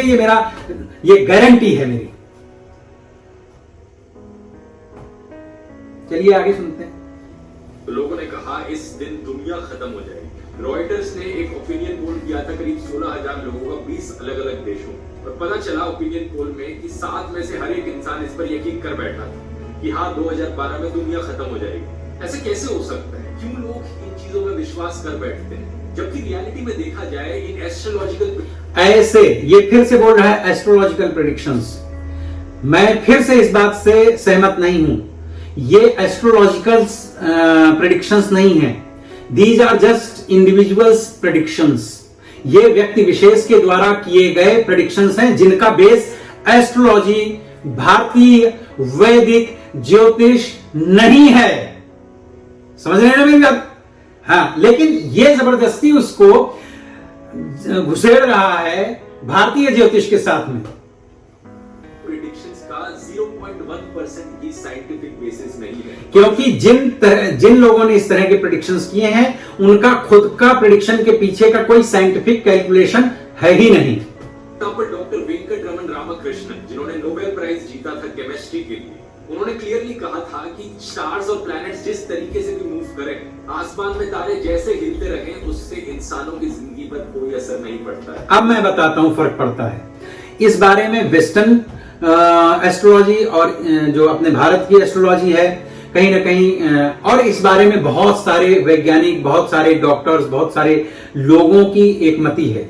अब मैं आपको एक फर्क बताता हूं। ये जो आदमी बोल रहा है ना कि ग्रहों का, तारों का हमारे जीवन में कोई फर्क नहीं पड़ता, ये धूर्तता, अज्ञानता के अतिरिक्त इससे ज्यादा कोई, या फिर ये मान सकते हैं कि भाई आपके पास थोड़े से ज्यादा सब्सक्राइबर्स हो गए हैं, या आपको कुछ लोग देखते हैं, तो आप जो भी उल जलूल करना चाहो, कहना चाहो, कह सकते हो। That is your choice, that is his choice, and मैं उस बारे में क्या कमेंट करूं, कोई बात नहीं, लेकिन फर्क पड़ता है। देखिए, मैं एक छोटा सा एग्जाम्पल देता हूं, उससे शायद आपको भी ये बात समझ में आ जाए।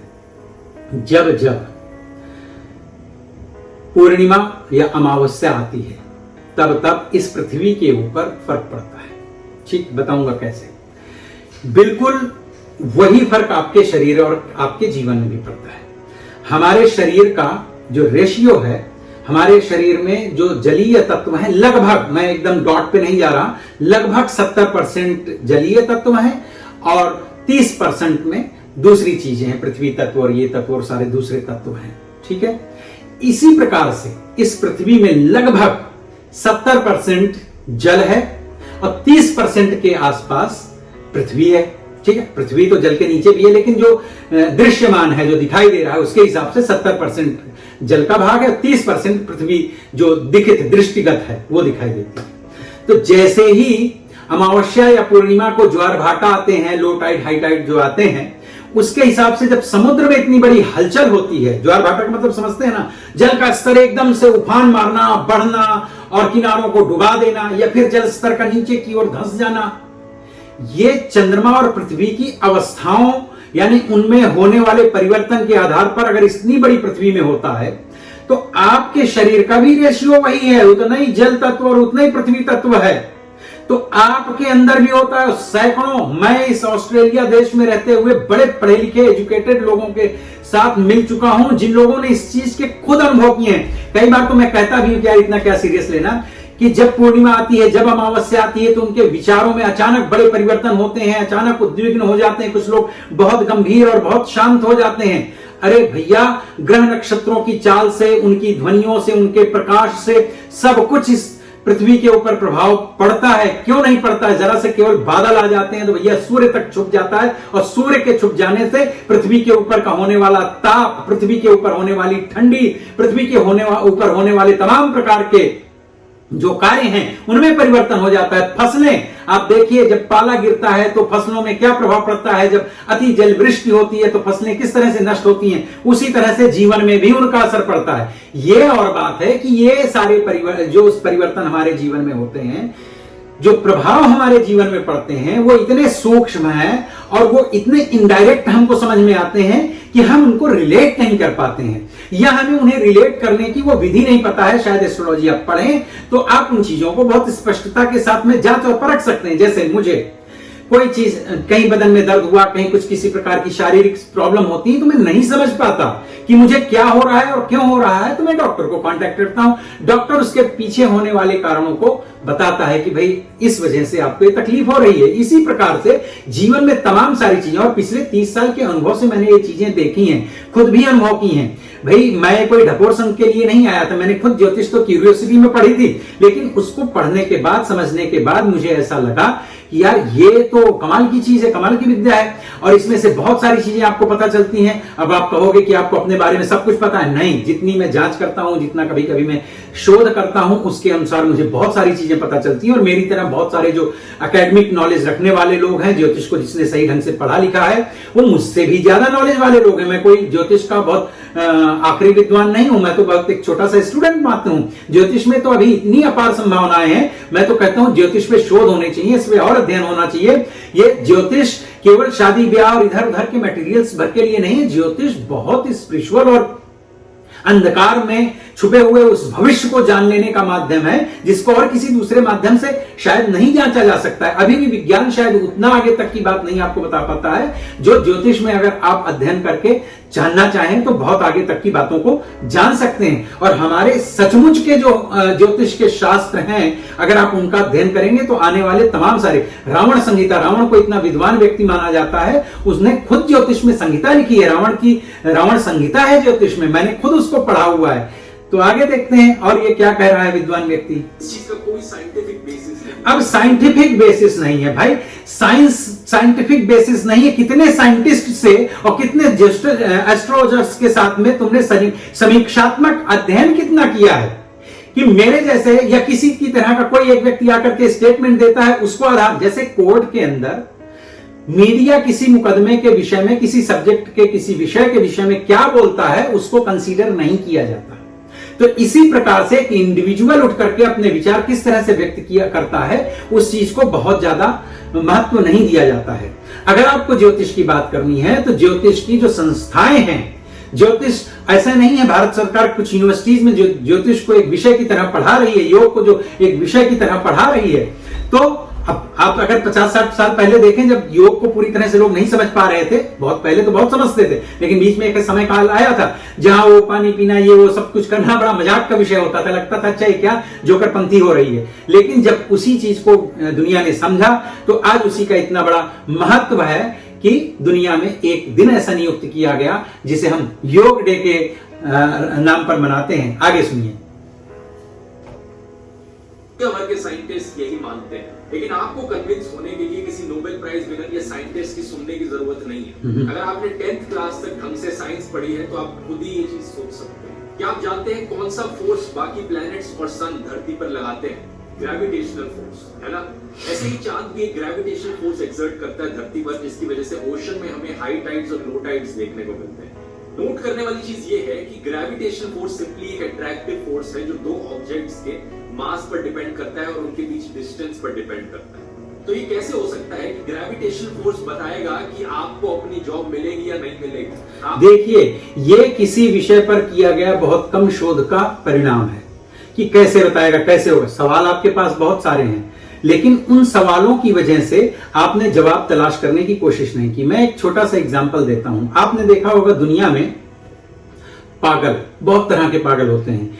अभी तक आपने कभी शायद पागलों को इस दृष्टि से ना देखा हो। अब मैं जो चीज आपको बताने जा रहा हूं वो चीज जानने के बाद में आपका इस दिशा में शायद सोचना शुरू होगा और आपको लगेगा कि हाँ, मैं जो बात बता रहा हूं उस बात का कितना महत्व है। आपने पागल देखे होंगे, अभी तक आप पागल मतलब एक पागल बस इतने ही आपके ख्याल में आता रहा होगा। देखिए, कुछ पागल हैं जो हंसते रहते हैं, अक्सर वो ज्यादातर हंसते रहते हैं, बिना बात के बिना मतलब के वो हंसते रहते हैं। एक पागल होते हैं जो बिना बात के बिना कारण के ज्यादातर रोते रहते हैं। कुछ हैं जो चीखते चिल्लाते गाली गलौज करते रहते हैं। कुछ हैं जो अपने शरीर को ही इधर उधर काटते रहते हैं। कुछ दूसरों के ऊपर अटैक करने की कोशिश करते रहते हैं। यानी कि अलग अलग पागलों के अलग अलग लक्षण होते हैं। अब ज्योतिष में ये जो व्यक्ति बता रहा है, मैं एक छोटा सा एग्जांपल मात्र दे रहा हूं क्योंकि इसके विषय में सचमुच बहुत शोध और बहुत अध्ययन हुआ है। ये जिन ज्योतिषियों का रेफरेंस दे रहा है, मुझे इस आदमी के ज्ञान और इस आदमी के इन प्रश्नों पर भी बहुत ज्यादा वो नहीं है। मुझे तो ये लग रहा है कि चलो इस आदमी ने सवाल किए हैं तो उसके माध्यम से मैं कुछ बातें बता पा रहा हूं, लेकिन मैं अभी भी कह रहा हूं कि शोध करें।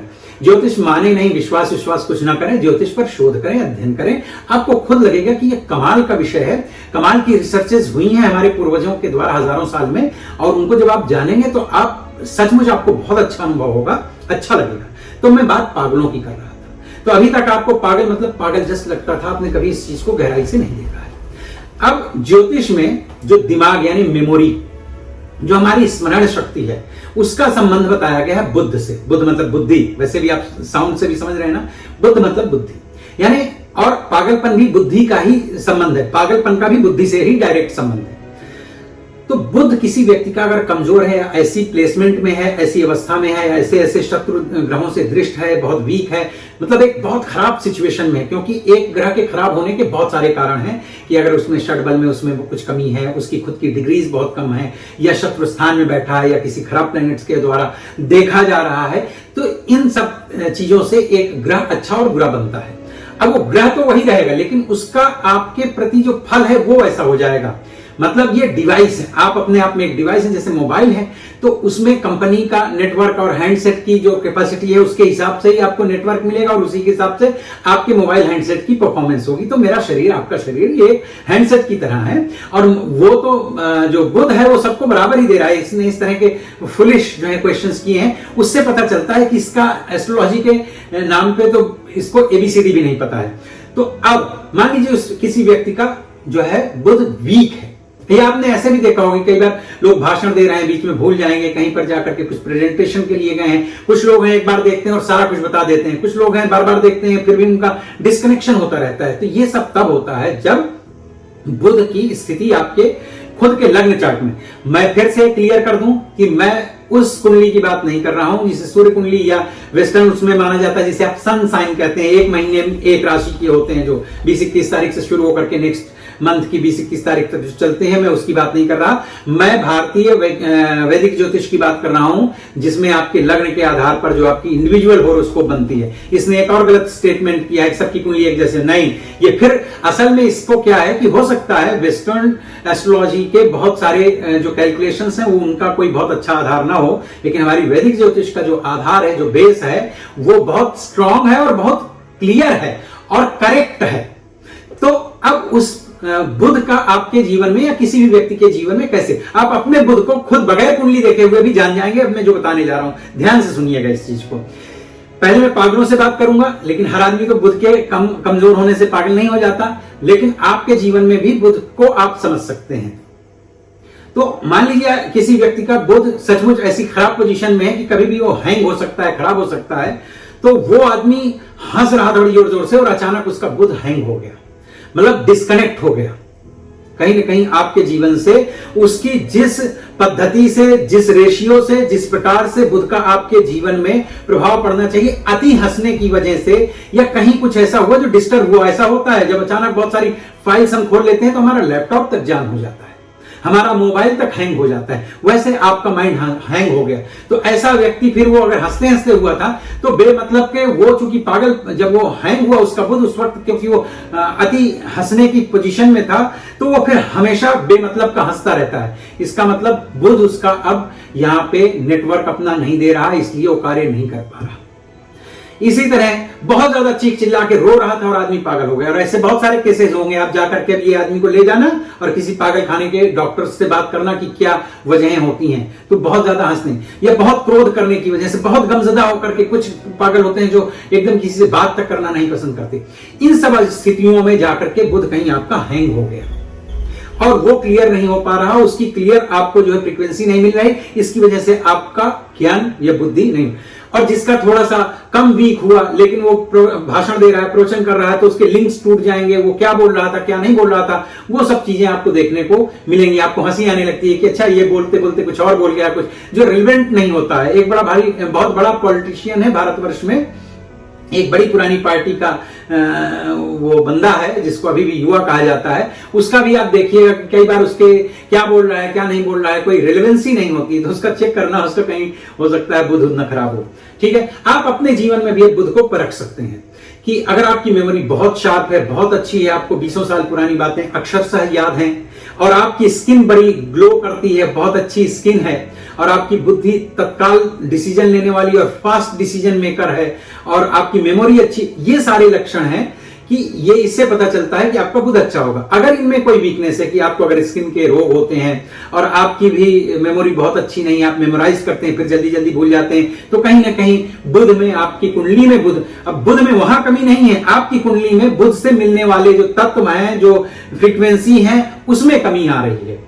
तो उसको ठीक भी किया जा सकता है, वो चलो अलग का विषय है। लेकिन यहां मैं इस बात को जोड़ करके कह रहा हूं, जो जिस प्रकार से इसने कहा कि क्या उन ग्रहों का जीवन में कैसे ये होता है। अब इसने जिस एक विद्वान की बात की, भारत के रामकृष्ण यतिन की बात कर रहा था, भाई वो साइंस के उस पर्टिकुलर एक विधा के अगर बहुत अच्छे बड़े विद्वान हैं, तो इसका कतई मतलब नहीं होता कि वो एक इंजीनियर जो पुल बना रहा है उसमें जाकर के वो कोई कमेंट पास करे।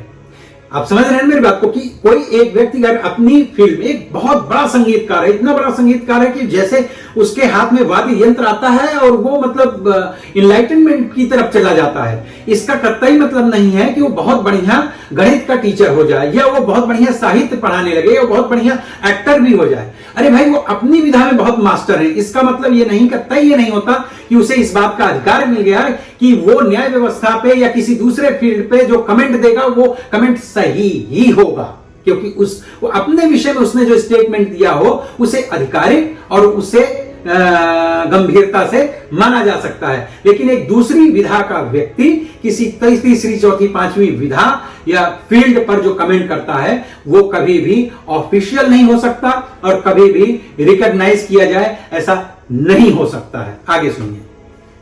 आपको अपने फेवरेट कॉलेज में एडमिशन मिलेगा या नहीं मिलेगा, दूसरी चीज जरा खुद से लॉजिकली सोच सोचकर देखिए, हाँ। अगर एक रमेश है, एक सुरेश है। रमेश जनवरी में पैदा हुआ है, सुरेश जुलाई में पैदा हुआ है। ऐसा हो सकता है क्या सूरज की तरफ से जो ग्रेविटेशनल फोर्स आने लगा है वो रमेश पर ज्यादा लगे, सुरेश पर कम लगे? मैंने आपको बताया कि आपका ये जो कि बड़ा ये जिस तरह से सवाल उठा रहा है ना, ये इन एक एक सवाल के जवाब के लिए घंटों का लेक्चर चाहिए और मैं दे सकता हूं, पर मैं सिंपली यहां पर इसी की तरह जैसे इसने सरलता से प्रश्न किया, सरलता से मैं उस चीज को उठा रहा हूं कि बिल्कुल आप जस्ट फॉर एग्जांपल कि मैं एक हैंडसेट हूं, मेरी जो कैपेसिटी है, मेरी जो क्षमता है, मैं उसके अकॉर्डिंगली ही रिस्पॉन्ड करूंगा।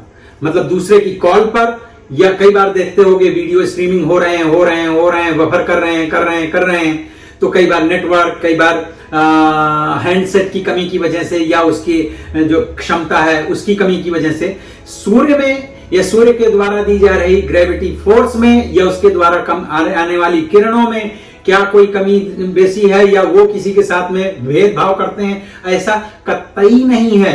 मैं आपको एक छोटा सा एग्जांपल देता हूं। अगर आप रोज सुबह 10 बजे सो करके उठते हो और आपकी लाइफ बड़ी अनटायर्ड है, लाइक आप बड़े रफ एंड टफ लाइफ जीते हो, इसको आप सुधार के केवल 1 महीने ठीक कर लो। सूर्योदय से पहले उठ जाओ, आप समय पर थोड़ा सा व्यायाम करो, योग करो, समय पे सात्विक भोजन करो, सात्विक आहार करो, समय पर सो जाओ और थोड़ा सा अच्छा सा यौगिक जीवन आप जीना शुरू करो। और 1 महीने पहले का जो ये शुरू करने के पहले का 1 दिन का पूरा आप रिकॉर्ड करो और 1 महीने बाद का अपना पूरा 1 दिन रिकॉर्ड करो। आपको अपने कर्म और आपकी अपनी जीवन शैली और विचार सब चीजें 100% चेंज नजर आएंगे। जानते हैं क्यों? क्योंकि पहले भी सूर्य था, आज भी सूर्य है। इस 1 महीने में सूर्य से मिलने वाली जो ऊर्जा, ताकत, ग्रेविटी या उसकी जो भी चेतना है उसको लेने की सामर्थ्य और सामर्थ्य आपने अपने अंदर अलग ढंग से डेवलप कर ली और बढ़ा ली।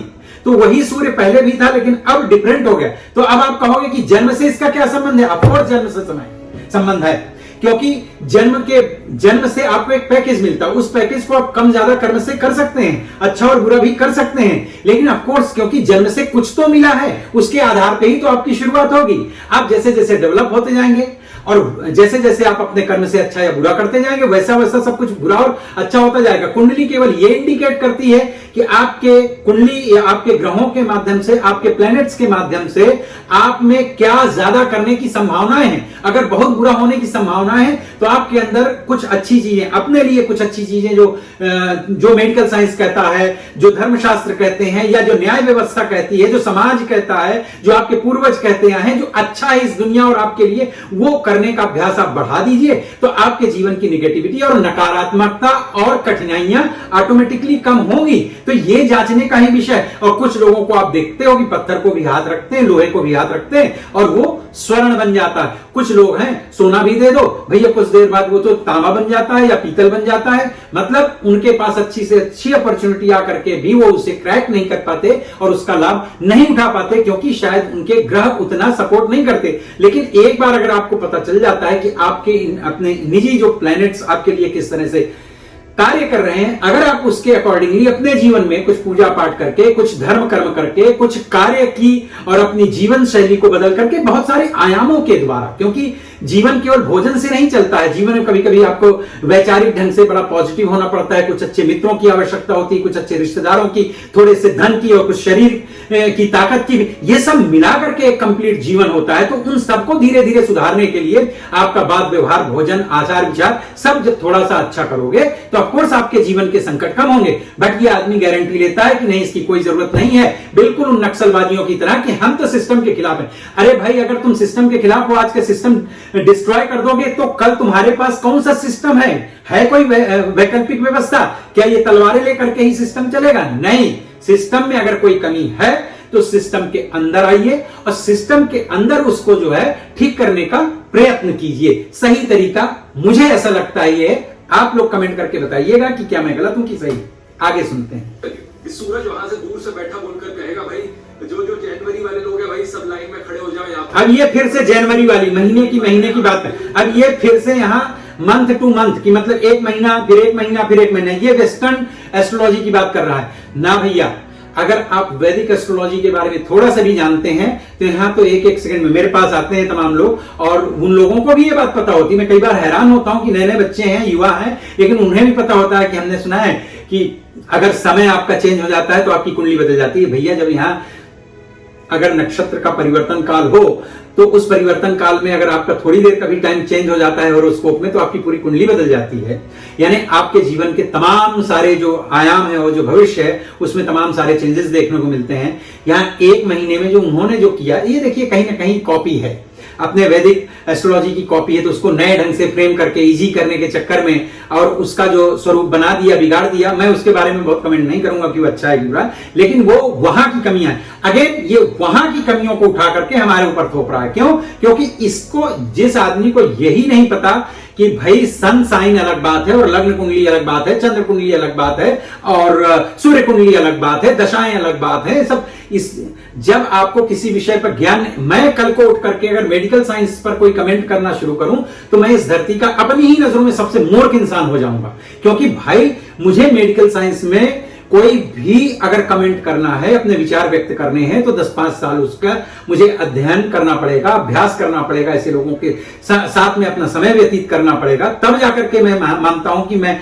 1-2 लाइन बोलने लायक बनूंगा। लेकिन यह व्यक्ति हजारों साल पुरानी विद्या को ऐसे एक सांचे में ढाल रहा है। जानते हैं क्यों ढाल रहा है? क्योंकि आप में से बहुत सारे लोग जो ये मानते हैं कि ये गलत है और बगैर जानने का सिंगल टाइम आपने कोशिश नहीं की। आप, मैं ये नहीं कहता कि मानो विश्वास करो, नहीं, यहीं से चलो शुरू करते हैं कि आप ज्योतिष नहीं मानते पर अब इसे जानने की तो कोशिश करो, क्योंकि आप जानना नहीं चाहते, इसलिए इस तरह के धूर्त उठ करके और आपके माइंड को चेंज करने की कोशिश करके और ऐसे कटी पतंग की तरह कर देंगे।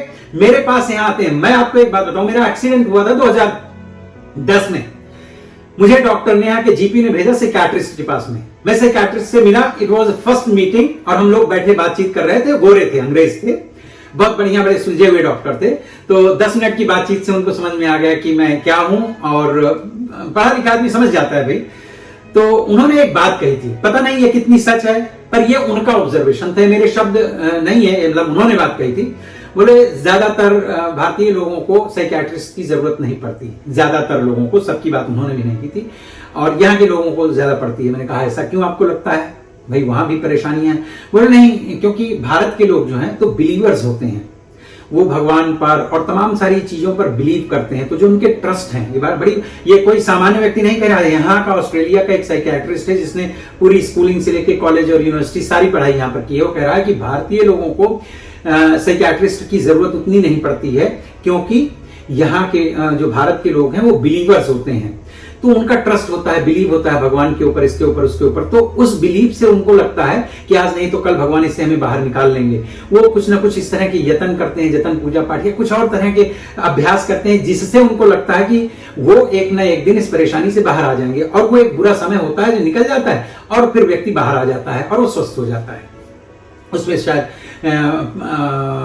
मंदिर के पुजारियों से लेकर के, एस्ट्रोलॉजर से लेकर के और आपके समाज के बुजुर्गों से लेकर परिवार, रिश्तेदारों तक का सबका साथ होता है। तमाम लोग आपको, जब आप स्ट्रेस्ड होते हैं, तनाव में होते हैं, तो अपनी अपनी तरह से सुझाते हैं कि आप यहाँ चले जाओ, मंदिर चले जाया करो, उनसे मिलके आओ, ये प्रवचन सुन लो, ये कर लो। तमाम सारी पॉजिटिविटीज मिल करके आपको उस एक समस्या से बाहर निकालने में मदद करते हैं। इस चीज का उसने भी कहीं ना कहीं अध्ययन किया होगा। बट बोले यहाँ पे क्या है कि यहाँ एक तो बहुत बड़ी सोसाइटी डेवलप हो गई है जो नॉन बिलीवर्स हैं, मतलब उनके पेरेंट्स वगैरह शायद क्रिश्चियन थे लेकिन अब वो बिलीव नहीं करते, और भी दूसरे धर्मों के भी लोग हैं थोड़े बहुत जो नॉन बिलीवर्स हैं, तो उनका तो भगवान या ऐसी किसी शक्ति पर बिलीव ही नहीं है। तो जब वो स्ट्रेस्ड होते हैं या तनाव में जाते हैं तो उनके पास कोई माध्यम ही नहीं बचता है कि उस माध्यम को सहारा बना करके, मतलब कहते हैं ना डूबते को तिनके का सहारा, तिनका बचाता नहीं लेकिन मन में एक विश्वास पैदा करता है बचने का, तो उनके अंदर वो नहीं होता। तो फिर साइकियाट्रिस्ट की जरूरत और तमाम तरह के इलाज और उपचार की जरूरत ज्यादा पड़ती है। ऐसा नहीं है कि भारतीय लोगों को जरूरत नहीं पड़ती, उनको भी पड़ती है, लेकिन उतनी ज्यादा मात्रा में नहीं। छोटी मोटी चीजें तो हमारे यहाँ पर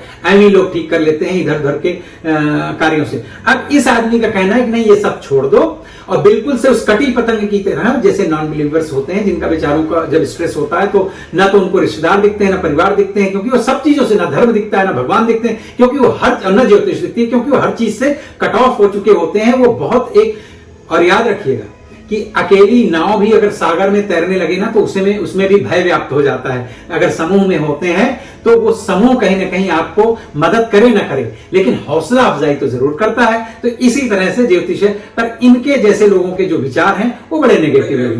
लगाऊंगा मैं, कुछ सेंस मना इस बात का, देख। फिर वो दूर बैठा मंगल ग्रह है हमारा, वो कहेगा भाई जो मार्च में पैदा हुए हो सब आ जाओ, मैं आप सबके लिए ग्रेविटेशनल फोर्स लेकर आ रहा हूं जिससे सबको। अब ये आदमी बात मार्स की कर रहा है, मांगलिक विषय में आपने भी सुना होगा, ये मेरा अपना अनुभव रहा है। देखिए, और भी जो थोड़ा बहुत अभ्यास करते हो, प्रैक्टिस करते हो, जो पढ़े लिखे एस्ट्रोलॉजर्स हो, आप अगर उनसे जाकर के बातचीत करोगे तो आपको भी मिलेंगे ऐसे तमाम लोग। मेरा अपना खुद का एक्सपीरियंस रहा है।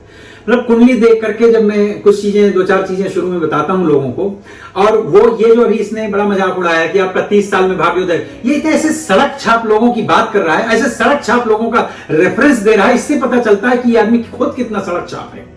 ये पहुंच, देखो कई बार भाग्यवश आप ऐसी जगह पहुंच जाएं, अपनी मेहनत के वश किसी ऐसी जगह पे पहुंच जाएं, इसका मतलब कतई ये नहीं होता है कि आपकी मानसिकता ठीक हो गई। अरे भाई, थोड़ी सी तो मतलब ये जो बायसनेस है इसको कम करते, निष्पक्ष भाव से बात करते। सड़क छाप लोग ये कहते हैं भाई 30 साल की प्रैक्टिस में मैं और मेरे तमाम गुरु भाई हैं, तमाम मेरे गुरु हैं, मतलब जो मेरे गुरुजन थे जिन्होंने मुझे अध्ययन इसमें ज्योतिष पढ़ने में मेरी मदद की, सहायता की और पढ़ाया मुझे, और बहुत सारे जो मेरे गुरु भाई हैं जो पढ़ते लिखते हैं, मैंने आज तक किसी को नहीं ऐसे तेरे 30 साल में भाग्य खुल जाएगा, 35 साल में ऐसा हो जाएगा, वैसा हो जाएगा। अरे यार, बहुत इंडिविजुअल हॉरोस्कोप्स होती हैं, उसमें आपको हर वर्ष का, हर 2-4 साल में क्या कैसा कहां होने वाला है उसका इंडिकेशन मिलता है। आपकी दशाएं, अंतरदशाएं और ग्रहों के प्लेसमेंट और गोचर और तमाम सारी चीजों को मिला करके जब प्रेडिक्शन किया जाता है तो बड़ा परफेक्शन के साथ जाता है।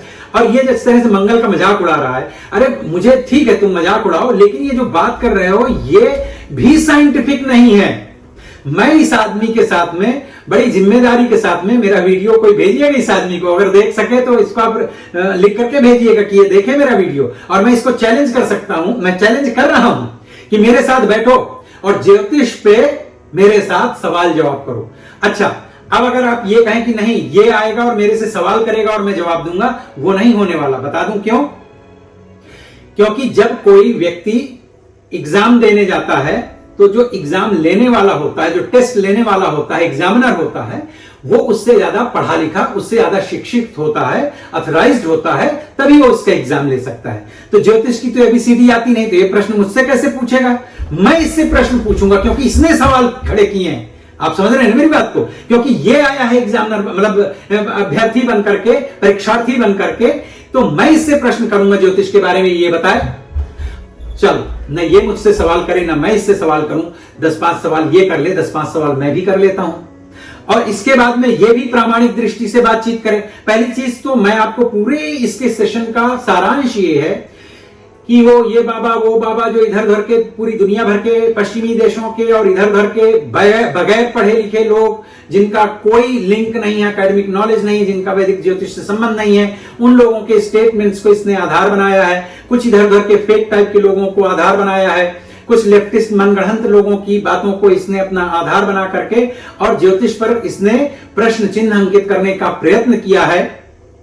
ठीक है, मैं इसकी इन सब बातों का एक ही जवाब देना चाहता हूं कि भाई मेरे दोस्त, बहुत अच्छा विषय है, तूने बहुत अच्छा विषय चुना है जिस पे वीडियो बनाया है। भगवान के लिए एक बार जाओ, और कहीं नहीं, डॉक्टर संपूर्णानंद विश्वविद्यालय है भारतवर्ष में, वाराणसी में। वाराणसी की बात इसलिए कर रहा हूं कि हम सब सनातन धर्मावलंबियों का गढ़ है, वहां पर चले जाओ, वहां पे ज्योतिष के विभाग में जाओ, वहां के कुछ लोगों से मिलो जुलो। देखो, आप कहोगे कि आप पढ़ाओ लिखाओ, भाई मेरा भी काम धंधा है, मैं तो तुम्हें उतना समय नहीं दे सकता हूं, हाँ कुछ रेफरेंसेस जरूर दे सकता हूं। वहां जाओ, वहां जा करके, या उस तरह के और किसी एजुकेशन संस्थान में जाओ और वहां जा करके 1-8 महीने, 15 दिन, 10 दिन समय व्यतीत करके आओ, अध्ययन करके आओ, और तुम देखोगे तुम्हारी खुद जिज्ञासा होगी इसे और अधिक जानने की। क्योंकि 2 + 2 = 4, ये जो गणित का मेथड है, गणित का जो फॉर्मूला है, ये आपको और ज्यादा सम्स सॉल्व करने की का इंटरेस्ट देता है। मेरी बेटी को मैथ्स में बड़ा इंटरेस्ट है, तो मैं पूछता हूं कभी कभी कि बेटा तुमको क्यों मैथ्स अच्छी लगती है? तो बड़ी बात अच्छा लगता है जब मैं क्वेश्चंस को या सम्स को सॉल्व करती हूं। तो जब तुम कुछ चीजों को सॉल्व करते हुए खुद जब तुम सॉल्व करने लगोगे ज्योतिष के माध्यम से, तुम अपने सवालों के जवाब तुम्हें मिलने लगेंगे, तो तुम्हें अच्छा लगेगा। तो ये जो तुम्हारी एक पहले से प्री माइंड सेट है, इसको त्यागो, नॉर्मल हो जाओ, बायस ना रहो, निष्पक्ष भाव से जाकर के ज्योतिष का अध्ययन करो। 1-2 चीजें और इसकी सुन लेते हैं। चलिए मित्रों, गुड लक मिलेगी। ये लॉजिक सुनकर तो मेरे दिमाग में एक ही चीज आती है, दाल में कुछ काला नहीं है, बल्कि दाल ही काली है। अब ये कहां के लोगों के वीडियोस की छोटी छोटी सी क्लिप उठा करके और उसको अपने इसमें ऐड ऑन करके इंटरेस्टिंग बनाने की कोशिश कर रहा है। भाई बिरयानी बना रहा है तू, ज्योतिष पे बात कर रहा है, करना है तो किसी भी प्रामाणिक ग्रंथ को उठा और उस पे बात कर। साइंस की बातों से आप में अभी भी यकीन नहीं आया है तो थोड़ा और लॉजिक की बातों से आपको यकीन दिलाता हूं। एग्जांपल से समझते हैं। ये जो एक्वेरियस सन साइन है, ये उन लोगों के लिए होता है जिनका बर्थडे 20 जनवरी से लेकर 18 फरवरी के बीच में आता है। अब देखा आपने, फिर से इसने वेस्टर्न एस्ट्रोलॉजी उठाई। ये सन साइन की बात करके आप जो है वैदिक ज्योतिष को कंसीडर नहीं कर सकते, क्योंकि वो टोटल अलग है। उसकी कैलकुलेशन, उसके फार्मूला, उसका प्रेडिक्शन, वो सब कुछ बिल्कुल डिफरेंट चीजों पर बेस्ड है।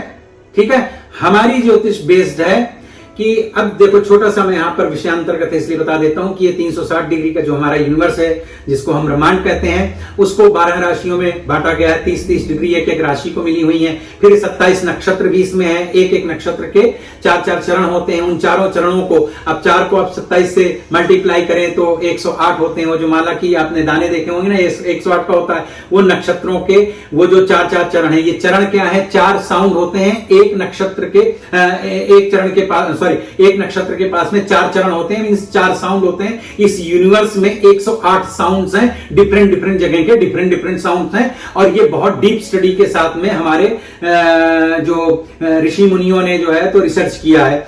अब जिस समय आपका जन्म हो रहा होता है तो आप उस वक्त किस पर्टिकुलर साउंड से आप रिलेट करते हैं, उसके आधार पर आपका नामकरण के लिए बताया जाता है ना कि कौन से अक्षर से नाम रखा जाना चाहिए, ताकि आपको अपना मूल, इस पूरे यूनिवर्स में आपकी सोल कहां से पर्टिकुलर बिलोंग करती। अब देखिए, आपको लगेगा कि इसको वैज्ञानिक तौर से, अरे भैया अध्ययन है। विज्ञान अगर पूरी तरह से सिर्फ मटेरियल्स पे बात करती है तो यहां तक पहुंचने के लिए भी और कुछ वर्ष या कुछ दशक लग जाएंगे, जब शायद साइंस भी इसी लेवल पे जाकर के चीजों को समझने लगे। वैसे भी बहुत सारे नए नए अध्ययन और रिसर्चेस हो रहे हैं जो इस दिखने वाली, आंखों से देखी जा सकने वाली वस्तुओं के पर आधारित नहीं है, अन्य चीजों पर, अन्य बातों पर आधारित हैं। ठीक है, तो ये जो ज्योतिष की बात कर रहा है, ये असल में तो वैदिक ज्योतिष नहीं, पर ब्लेम ये, बदनाम ये वैदिक ज्योतिष, क्योंकि इसके हेडिंग स्टेटमेंट ही है ना, हाउ एस्ट्रोलॉजी फूल्स, एस्ट्रोलॉजर्स नहीं बोला इसने, he is very cunning and smart person, how astrology fools millions of Indians. You know, ये इंडियन लोगों को ही टारगेट कर रहा है। और जब इंडियन की बात हो रही है, it means he is talking about Hindu. तो किस तरह से हिंदुत्व को कमजोर करना है, ये उस साजिश के अंतर्गत कर रहा है। तो मैंने इस बात का भी, इसके ये एक्वेरियस और ये जेमिनी फैमिली सबका भी बात का जवाब दे दिया। और कुछ देखते हैं। एक साथ पैदा होते हैं या फिर लिटरली मिनट्स का अंतर होता है उन दोनों के पैदा होने के बीच। उन दोनों की जिंदगियां तो एक दूसरे से काफी सिमिलर होनी चाहिए, लेकिन ऐसा होते हुए हमें बिल्कुल नहीं दिखता। ये गलत बोल रहा है, काफी नहीं, थोड़ी बहुत सिमिलर होनी चाहिए। अब मैं आपको बता दूं, इसका जो 5-7 मिनट का वीडियो देखा तो मेरी डॉटर भी यहाँ बैठी हुई थी, तो उसने भी मेरे से इस तरह के सवाल किए, तो मैंने उसको भी जवाब दिए। इनफैक्ट मैं उसको जब जवाब दे रहा था तो तभी मुझे ख्याल आया कि ये बड़ा सा सही, पर एक वीडियो बना देता हूं मैं, कि आपको लगेगा कि एक ही शहर में एक ही समय पे 50 या 100 बच्चे पैदा हुए, पर 100 के 100 लोगों का जीवन थोड़ा थोड़ा तो अलग होगा। कुछ सिमिलैरिटीज अवश्य होंगी, 100% कुछ सिमिलैरिटीज होंगी ही होंगी, पर बहुत चीजें उसकी, हर व्यक्ति की बड़ी इंडिविजुअल डेवलप होंगी, लाइफ में अलग अलग होंगी। तो इसके पीछे की वजह, तो मित्रों, इसके पीछे का भी कारण मैं बताता हूं। हम सनातनी, मतलब हम सत्य सनातन वैदिक धर्म के जो अवलंबन करने वाले लोग हैं, हम मानते हैं पुनर्जन्म।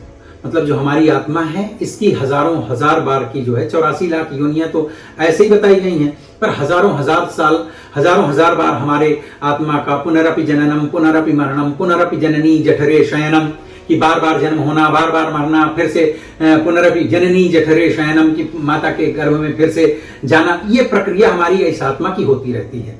तो एक समय एक स्थान पर 100 लोग पैदा जरूर हो सकते हैं, लेकिन उनकी जो हजारों जन्म की यात्रा है, उनके संचित कर्म, फल और प्रभाव के स्वरूप से उनको अलग अलग परिवार मिले होंगे, जिन परिवारों की अलग अलग कंडीशंस होंगी, सिचुएशंस होंगी। उन परिवारों के अकॉर्डिंगली ही उनका डेवलपमेंट होगा और उनके संचित कर्मों के अनुसार ही होगा। कुछ चीजें उस पर्टिकुलर स्थान और समय पर पैदा होने की वजह से जरूर सिमिलर होंगी, पर सब चीजें सिमिलर नहीं होंगी, क्योंकि इस सोल की हजारों जन्मों की यात्रा है। उनमें आपने पाप पुण्य जैसा कर्म किया उसके अकॉर्डिंगली ही आपकी जिंदगी की डेवलपमेंट होगी। मान लीजिए एक बच्चा उन्हीं 100 में से बहुत पैसे वाले के यहाँ, एक थोड़ा गरीब के यहाँ, एक कम पैसे वाले के यहाँ, एक बहुत संस्कारी के यहाँ, एक बहुत क्रिमिनल के यहाँ, एक शराबी ड्रग्स परिवार के यहाँ जन्म लेता है, वैसी उनकी डेवलपमेंट होगी। और ये मूर्ख आदमी इतनी सी बात नहीं समझ पा रहा है भाई। तो पहली चीज तो ये सत्य सनातन धर्म का मजाक उड़ा रहा है, जिसमें इसके माता पिता जन्मे, जिसमें शायद ये भी जन्मा, इसीलिए ध्रुव राठी नाम लिखता है। और शायद धर्म में भी या तो हिंदू लिखता होगा, भगवान जाने क्या लिखता होगा, मुझे मतलब नहीं, लेकिन बड़ी सिंपल सी चीज है, हम मानते हैं। मित्रों, अगर आप मेरा वीडियो देख रहे हैं तो आप लिख करके बताइए, क्या आप मानते हैं कि ये मेरी मान्यताएं नहीं है, ये सब हमने पढ़ा लिखा है और हमने अपने समाज से पाया है। और मेरे पिताजी तो मैं 14 वर्ष की उम्र का था तब पास अवे हो गए थे, तो मेरे पिताजी ने नहीं बताया, समाज ने बताया। और समाज में सभी धर्म और जातियों के लोग हुआ करते थे, मतलब कलेक्टिवली सारे हिंदू समाज ने ये चीजें हमें बचपन से सिखाई हैं कि हमारे यहाँ पे पुनर्जन्म होता है। और बहुत सारी विधियों से उन पुनर्जन्मों के विषय में कभी बात करेंगे, जानने का प्रयत्न भी किया जाता है। तो उस पुनर्जन्म में आत्मा के अपने संचित भाग्य और कर्म फल होते हैं, उसके अनुसार ही उसे नवीन जीवन और नवीन परिवार और नवीन माता पिता और वातावरण मिलता है। भले ही एक स्थान यानी एक शहर और एक देश हो, भले ही एक समय हो, लेकिन एक परिवार भी भले ही क्यों ना हो, किंतु आपके पूर्व जन्मों का जो कच्चा चिट्ठा आगे लेकर के चलता है, इसकी वजह से थोड़ी बहुत सिमिलरिटीज को अगर त्याग दिया जाए, जो कि केवल 2 इंसिडेंट्स साथ में मिलते हैं, समय और स्थान, काल और परिस्थितियां, उसके अलावा चूंकि आपका सब कुछ बहुत इंडिविजुअल है, आपके परिवार डिफरेंट है, आपके माता पिता डिफरेंट मिले हैं, उसके हिसाब से डिफरेंट परवरिश और डिफरेंट भविष्य आपका होगा। ये कोई बड़ी रॉकेट साइंस वाला क्वेश्चन नहीं पूछ रहा है, कुछ और अच्छे प्रश्न अगर इसने सचमुच ज्योतिष को थोड़ा गहन अध्ययन किया होता, थोड़ा सा भी समझा होता, तो ऐसे बचकाने बातें करके लोगों को फूल न बना रहा होता। 3 मिलियन लोग देखा है। लंदन में करीब 2000 से ज्यादा बच्चे जो एक समय पर पैदा हुए थे, उन सबको इस स्टडी के लिए रजिस्टर किया गया। ठीक, इस स्टडी का जो रिजल्ट आया उसका मैंने पहले ही आपको बता दिया है, क्योंकि ये मैंने यहां तक देख रखा था। आगे सुनते हैं कि क्या फल होता है, क्या परिणाम होता है। सिमिलैरिटी नहीं है, जो लोग 1 महीने दूर एक दूसरे से पैदा हुए हैं, उनका हॉरोस्कोप सेम कैसे हो सकता है? किसी आप बताओ, ये आदमी फिर से कह रहा है कि जो 1 महीने दूर पैदा हुए हैं, यानी कोई आदमी अगर 21 तारीख को और दूसरा 18 तारीख को अगले महीने की पैदा हुआ है, तो 1 महीने का गैप हो गया। भैया मैं बताऊं, ये वैदिक ज्योतिष नहीं है। वैदिक ज्योतिष में तो जो व्यक्ति अभी पैदा हुआ और आधा घंटे 1 घंटे बाद पैदा होगा, उसकी कुंडली में फर्क आ जाएगा। अगर ग्रहों की प्लेसमेंट सेम होगी भी तो डिग्रीज में थोड़ा बहुत फर्क आ जाएगा, तो उसके हिसाब से भी परिवर्तन और चेंजेस और डिफरेंसेस आ जाएंगे उसकी लाइफ में। पर ये फिर से कहां की चीज कहां पे रोकने की कोशिश कर रहा है। थोड़ा सा जागरूक बनिए आप लोग। अच्छा, इसने एक और एग्जांपल दिया है, चलिए क्योंकि इसका वीडियो लंबा इतना कौन उस पर सब करे, मैं और 1-2 चीजें बता देता हूं जो इसी ने कहा। पूरा वीडियो इसका भी देख लीजिएगा। इसका जैसे मैंने कई बार पढ़कर बताया है, how astrology fools millions of Indians, truth about horoscope. ये तो होरोस्कोप का ट्रुथ क्या बताएगा भाई, इसको अपना खुद का ट्रुथ नहीं मालूम। जिसे अपना खुद का सच नहीं पता कि तेरे माता पिता भी इसी धर्म में पैदा हुए थे और गलती से या संयोग से तू भी इसी धर्म में पैदा हो गया। और भैया अगर आपने अपनी खाल बदल ली तो आप शेर नहीं होंगे, आप सियार के सियार ही रहेंगे। और अगर आपने शेर ने सियार की खाल पहन ली तो वो सियार नहीं हो जाएगा, वो शेर का शेर ही रहेगा। तो आप जो थे, आपका डीएनए सब कुछ वही रहेगा। आप जो कुछ भी करें, आप अपने आप को कंफ्यूज कर रहे हैं। और एक ऐसी जनरेशन जो थोड़ा बहुत दूसरी तरह की पढ़ी लिखी है, उनको भी आप अपने जड़ों से काटने का प्रयत्न करके कुठाराघात कर रहे हैं। उसी नाव में जिसमें बैठे हैं छेद करने का प्रयत्न कर रहे हैं। इसने एक और एग्जाम्पल दिया कि मान लीजिए एक ब्रिज है, एक पुल है, और उसमें 100 अलग अलग देशों के लोग एक टाइम पे उस पुल में आ जाते हैं। और वो पुल जो है किसी डिजास्टर से या कैसे भी करके टूट जाता है और सारे 100 लोग मारे जाते हैं। तो अब बताओ भैया, बड़ा ज्ञान वाली बात करी इसने, मतलब ऐसे ज्ञान की बात की कि हमारे सारे ऋषि मुनि वहां पे बेचारे बड़े रो रहे होंगे कि इतना ज्ञानी आदमी पैदा हो गया कि अब इसके सवाल का जवाब कौन देगा? अरे मैं अदना सा आदमी हूं, मैं कोई ज्योतिष का बहुत बड़ा प्रकांड रिसर्चर नहीं हूं, रिसर्च स्कॉलर नहीं हूं, मैंने सामान्य ज्योतिष वगैरह पढ़ के अपना अभ्यास किया है, पर जवाब ले लो मेरे से इस प्रश्न का।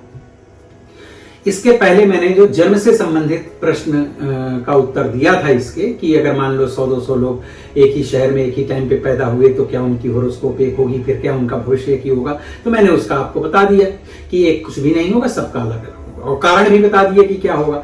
इसी तरह से 100 अलग अलग देशों में, अलग अलग शहरों में, अलग अलग समय पर, अलग अलग डेट्स में, अलग अलग ईयर्स में, अलग अलग माता पिता के द्वारा जन्मे लोग एक स्थान पर एक समय में आते हैं और पुल टूटता है और वो मर जाते हैं। तो क्या उन 100 लोगों का एक जैसा भाग्य या एक जैसी कुंडली थी? नहीं, किसी की कुंडली एक जैसी नहीं थी, किसी का कोई भाग्य एक जैसा नहीं था। लगभग 8 खरब के आसपास अभी जनता है दुनिया भर में, एक अप्रोक्सीमेटली मैं बता रहा हूं कि ये 800 करोड़ जिसको कहते हैं, 800 करोड़ लोगों में से अलग अलग टाइम पर अलग अलग स्थानों में जन्मे हुए लोगों का संभव है कि एक ही स्थान में मृत्यु का योग बनता हो।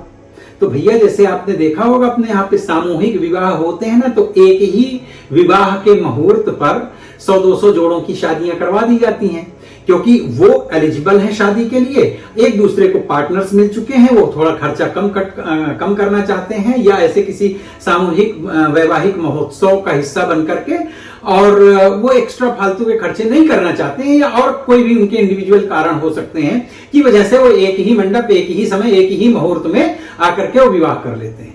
ठीक, ये तो मनुष्य इतनी इस तरह की व्यवस्थाएं कर लेता है और इस तरह की चीजें ऑर्गेनाइज कर लेता है। यह तमाम सारी ऐसी चीजें हैं जो है एक ही स्थान में कई लोग आकर के अपने अपने कार्य कर लेते हैं। और भी मैंने तो ये एक छोटा सा एग्जाम्पल मात्र दिया। इसी प्रकार से भगवान की व्यवस्था में, इस प्रकृति की व्यवस्था में अलग अलग समय काल परिस्थितियों में अलग अलग उम्र के लोग, जन्मे हुए लोगों का एक ही स्थान पर अगर मृत्यु का योग बनता हो और उस पुल के टूटने का भी कोई कारण बनता हो, क्योंकि भगवान के यहाँ लाखों कारण हैं। एक ही जो लैपटॉप जैसी या कंप्यूटर जैसी मशीन हमने विकसित की है पिछले हजारों हजार साल में, अब आपको लगेगा 1000 साल थोड़ी लगे, तो भाई 150 साल में, नहीं, हजारों साल से मनुष्य का जो डेवलपमेंट, मस्तिष्क का जो विकास होता रहा, उसमें पहुंच के 150 साल पहले हम लोग वहां तक विकसित हुए कि हमने कंप्यूटर और इस तरह की साइंस के बारे में भी विचार करना शुरू किया और रिसर्च करना शुरू किया। तो आज हम इतने विकसित हुए कि आज हमारे पास लैपटॉप और कंप्यूटर और मोबाइल जैसी चीजें हैं। तो ये हजारों साल के विकास क्रम का परिणाम है, ये कोई 10-20 साल का नहीं। और कोई क्लेम करता है कि नहीं ये 10-20 साल का है, तो भाई ये गलत स्टेटमेंट है, क्योंकि अगर किसी वृक्ष की जड़ ही नहीं है, बीज ही नहीं है, तो वृक्ष पैदा ही नहीं हो सकता। यहां तक ज्ञान को यात्रा करने में हजारों साल लगे, क्योंकि ज्ञान पनपा, पला, बढ़ा, विकसित हुआ मनुष्य के मस्तिष्क में, और मनुष्य का मस्तिष्क विकसित होना हजारों लाखों साल पहले शुरू हुआ था। तो ये जहां तक हम पहुंचे हैं, ये लाखों साल के मनुष्य के मस्तिष्क का विकास है। ठीक है, तो इतना मैंने इसकी बात क्यों की, क्योंकि अगर मोबाइल और कंप्यूटर और लैपटॉप जैसी चीजें इतनी जटिल हैं कि दुनिया में आईटीएंस को इतनी बढ़िया सैलरीज दी जाती हैं, क्योंकि वो इन सब चीजों में काम कर सकते हैं। ठीक है, ये इंफॉर्मेशन टेक्नोलॉजी पे जो काम करते हैं उनकी बढ़िया सैलरीज हैं इस देश में भी और दुनिया में भी। मतलब जो मनुष्य ने बनाया है वो जब इतना कॉम्प्लिकेटेड हो सकता है कि दुनिया के, मुझे लगता है 95% लोग इसके उस कॉम्प्लिकेशंस को समझ नहीं सकते, ऑपरेट भले ही करते हो, लेकिन ये पर इसके मतलब स्क्रीन के पीछे किस तरह की टेक्नोलॉजी, कैसा साइंस है, विज्ञान है, वो सबको नहीं पता, मुट्ठी भर लोगों को ही केवल पता है।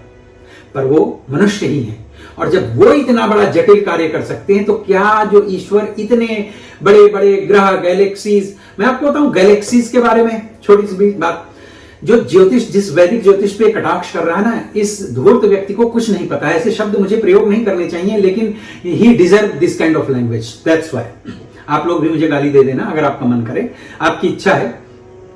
आपको पता है, आपको हमारी ज्योतिष शुरुआत, गणित की शुरुआत कहां से होती है, इसकी सूक्ष्मता के बारे में एक छोटा सा एग्जांपल दे रहा हूं, हालांकि उससे भी पल, विपल, प्रतिपल, कितना नीचे तक, कितना सूक्ष्म, सेकंड को भी हमने डिवाइड किया है कि आप अपनी नग्न आंखों से, नंगी आंखों से जो सबसे छोटा कण देख पाते हैं, पता है वो क्या है? कभी आपने देखा सुबह के वक्त किसी एक झरोखे से, छोटे से छेद से सूर्य की रोशनी जब आपके आंगन में, आपके घर में, आपके रूम में, आपके कक्ष में पड़ रही होती है, तो उसमें कण जो तैर रहे होते हैं उन्हें कहा जाता है त्रिश रेणु। उन त्रिश रेणुओं से लेकर के और हमारी गणना शुरू होती है। और भाई, हमारे ज्योतिष में, ये मैंने बहुत साल पहले पढ़ा था, तो याद भी नहीं है कौन सी पुस्तक में और किस विषय में पढ़ा था, लेकिन पढ़ा था कि जो प्रकाश सबसे तीव्र कहते हैं मन चलता है, और मन का फिर वही वैज्ञानिकों के लिए तो मन कुछ है ही नहीं, जबकि मन के बगैर तो ये वैज्ञानिक कुछ सोच तक नहीं सकते हैं और उसी मन को नकार देंगे, क्योंकि बोलेंगे भाई उसका फिजिकल एविडेंस लाओ। पर सबसे तीव्रगामी है मन, और उसके बाद सबसे तीव्र चलती है लाइट। अप्रोक्सीमेटली, मैं I am not telling you exactly, but approximately 300,000 kilometres पर सेकेंड, मतलब 3 लाख किलोमीटर पर सेकेंड के हिसाब से ये जो प्रकाश है, लाइट है, इसकी स्पीड है। और इस स्पीड से एक वर्ष में ये जो प्रकाश यात्रा करता है 9.5 करोड़ खरब किलोमीटर, तब जाकर के एक प्रकाश वर्ष, जिसे आप लाइट ईयर कहते हैं, बनता है। और एक आकाश गंगा, जिसे गैलेक्सी कहते हैं, यहां से 1000 प्रकाश वर्ष यानी 1000 लाइट ईयर्स की डिस्टेंस पे है। और एक गैलेक्सी का जो क्षेत्रफल है वो 10,000 लाइट ईयर्स का है, मतलब 10,000 प्रकाश वर्ष की दूरी का है। और ये ज्योतिष में कहा गया है हजारों साल पहले कि ऐसी अनगिनत हजारों लाखों गैलेक्सीज इस यूनिवर्स में है। ये उस ज्योतिष को धूर्त आदमी अगर 4 आडंबरियों को बैठाल करके और उनके रेफरेंसेस को काट काट के क्लिप में, तो ये आजकल के लोगों को और उन इनोसेंट लोगों के मन को बरगला सकता है। तो एक कालनेमी टाइप का व्यक्ति है जो ज्ञान देने चला था हनुमान जी को। ऐसे लोगों से सावधान रहने की आवश्यकता है। तो उस ब्रिज में इकट्ठे हुए जो 100 लोग हैं, जो दुनिया भर से आए हैं, अलग अलग देश से, परिस्थितियों से आए हैं, उनकी एक ही समय में मृत्यु क्यों होती है? तो भाई, जब हम शादी विवाह में 100-200 जोड़ों का इंतजाम कर सकते हैं, ऑर्गेनाइज कर सकते हैं, तो जिनकी एक ही समय पर मृत्यु का योग या मृत्यु का समय आ चुका हो, क्योंकि ईश्वर ने आपका जो जीवन है वो न तो दिनों में दिया है, न घंटों में कैलकुलेट किया है, न पक्ष में, न वीक में, और ना ही मंथ में, और ना ही ईयर में। ये सांसों पर आपकी कैलकुलेशन है। ऐसा हमारे धर्मशास्त्र कहते हैं कि हमारा जो जीवन हमको मिला है वो सांसों की गणनाओं के आधार पर मिला है कि इतनी सांसें आप गिनेंगे, उतना आप जिएंगे।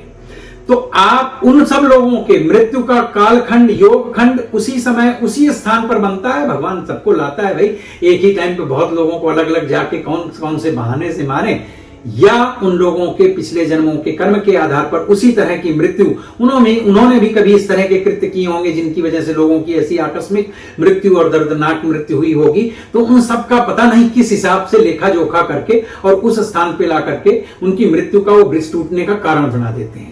ठीक है। और ये नॉन बिलीवर्स ही मान सकते हैं कि ऐसा कहीं कुछ नहीं है, जो किसी धर्म को नहीं मानते। बाकी अगर आप इस्लाम से संबंध रखते हैं, बाकी अगर आप क्रिश्चियनिटी से संबंध रखते हैं, या हिंदुइज्म से संबंध रखते हैं, बुद्धिज्म से संबंध रखते हैं, या किसी दूसरे धर्म से संबंध रखते हैं, मतलब धर्म किसी भी रिलीजन और मजहब से रखने वाला व्यक्ति, वो एक पावर, एक शक्ति, एक परवरदिगार, एक ईश्वर, एक गॉड, किसी को तो मानता है जो हमसे ज्यादा शक्तिशाली है, और वो इन सब चीजों को करता है। तो क्या मैं उन्हें भगवान कहता हूं, तुम हो सकता है अल्लाह कहते हो, खुदा कहते हो, तुम उसे जीसस कहते हो, तुम उसे बुद्ध कहते हो, तुम उसे और किसी नाम से जानते हो। भाई हम मानते हैं, और इस दुनिया में अभी भी इसने फॉर्चुनेट और अनफॉर्चुनेट के बारे में बड़ा डिस्कशन किया है। फॉर्चुनेटली हमारे पास अपने अपने भगवान हैं, और हम मानते हैं कि वे सब कुछ करते हैं, और शायद हमारे जीवन जीने में बहुत सारी शांति और बहुत सारी आपदाओं से बचत करने में, रक्षा करने में हमारे अपने अपने भगवानों, अल्लाहों ने, खुदाओं ने, अपने अपने जीसस ने, अपने अपने गॉड्स ने बड़ी मदद की है। और हम ये कामना करते हैं, हम ये दुआ करते हैं, हम ये प्रे करते हैं कि हमारे आने वाले संतति भी आप जैसे कालनेमियों के चक्कर में न पड़ करके उन चीजों का ही सहारा ले जहां कम से कम उनको मेडिसिन खानी पड़े, कम से कम साइकियाट्रिस्ट की जरूरत पड़े, अपनी समस्याओं का समाधान वो स्वयं से तलाश कर सके। और हमारे हजारों लाखों साल के जो पूर्वज हैं, वो चाहे जिस धर्म जाति से रहे, उन्होंने जो ज्ञान अर्जित किया है, और अगर वो अनसाइंटिफिक भी होगा, कुछ चीजें होंगी जो बहुत साइंटिफिक नहीं लग रही होंगी, कुछ चीजें समय के हिसाब से इररिलेवेंट भी होंगी। मैं 100% सब चीजों को लेने की बात नहीं कर रहा, लेकिन जो ग्रहण करने योग्य हैं, अरे भाई इतने बड़े महासागर से भी मोती तलाश करके ही लाया जाता है। तो ऐसे मोती जो हमारे धर्मशास्त्रों में हैं, उनको ला करके हमारे बच्चे और हमारे आने वाली संतति भी उसका लाभ उठावे और सुख शांति पूर्वक जीवन जिए, और भगवान ऐसे कालनेमियों को भी सद्बुद्धि दे, सन्मार्ग दें, यही प्रार्थना करता हूं। मित्रों, आज का वीडियो मैंने दिमाग से नहीं, सिर्फ दिल से बनाया है। अगर आपको ठीक लगा हो तो आप कमेंट जरूर करना और सब्सक्राइब करना। और अगर आपको लगता है कि आप एक जिम्मेदार व्यक्ति हैं, आप भी चाहते हैं कि आपकी संतति को भी इस तरह की चीजें पता चलें, लोगों को ये चीजें पता चलें, ऐसे धूर्त लोगों को भी कोई ना कोई जवाब और भी आके मुझसे भी बेहतर और साइंटिफिक जवाब दे सके, जो कि अपने वैदिक धर्म और अपने वैदिक नॉलेज से संबंध रखता हो, तो आप इस वीडियो को शेयर भी करना। आज का वीडियो बहुत बड़ा है, अगर अंत तक आपने देखा है तो मैं हृदयपूर्वक आपके प्रति आभार व्यक्त करता हूं। वीडियो को लाइक करें, चैनल को सब्सक्राइब करें और बेल आइकन प्रेस कर लें। भविष्य में इस तरह के और भी वीडियो मैं लाता रहूंगा। बहुत बहुत धन्यवाद।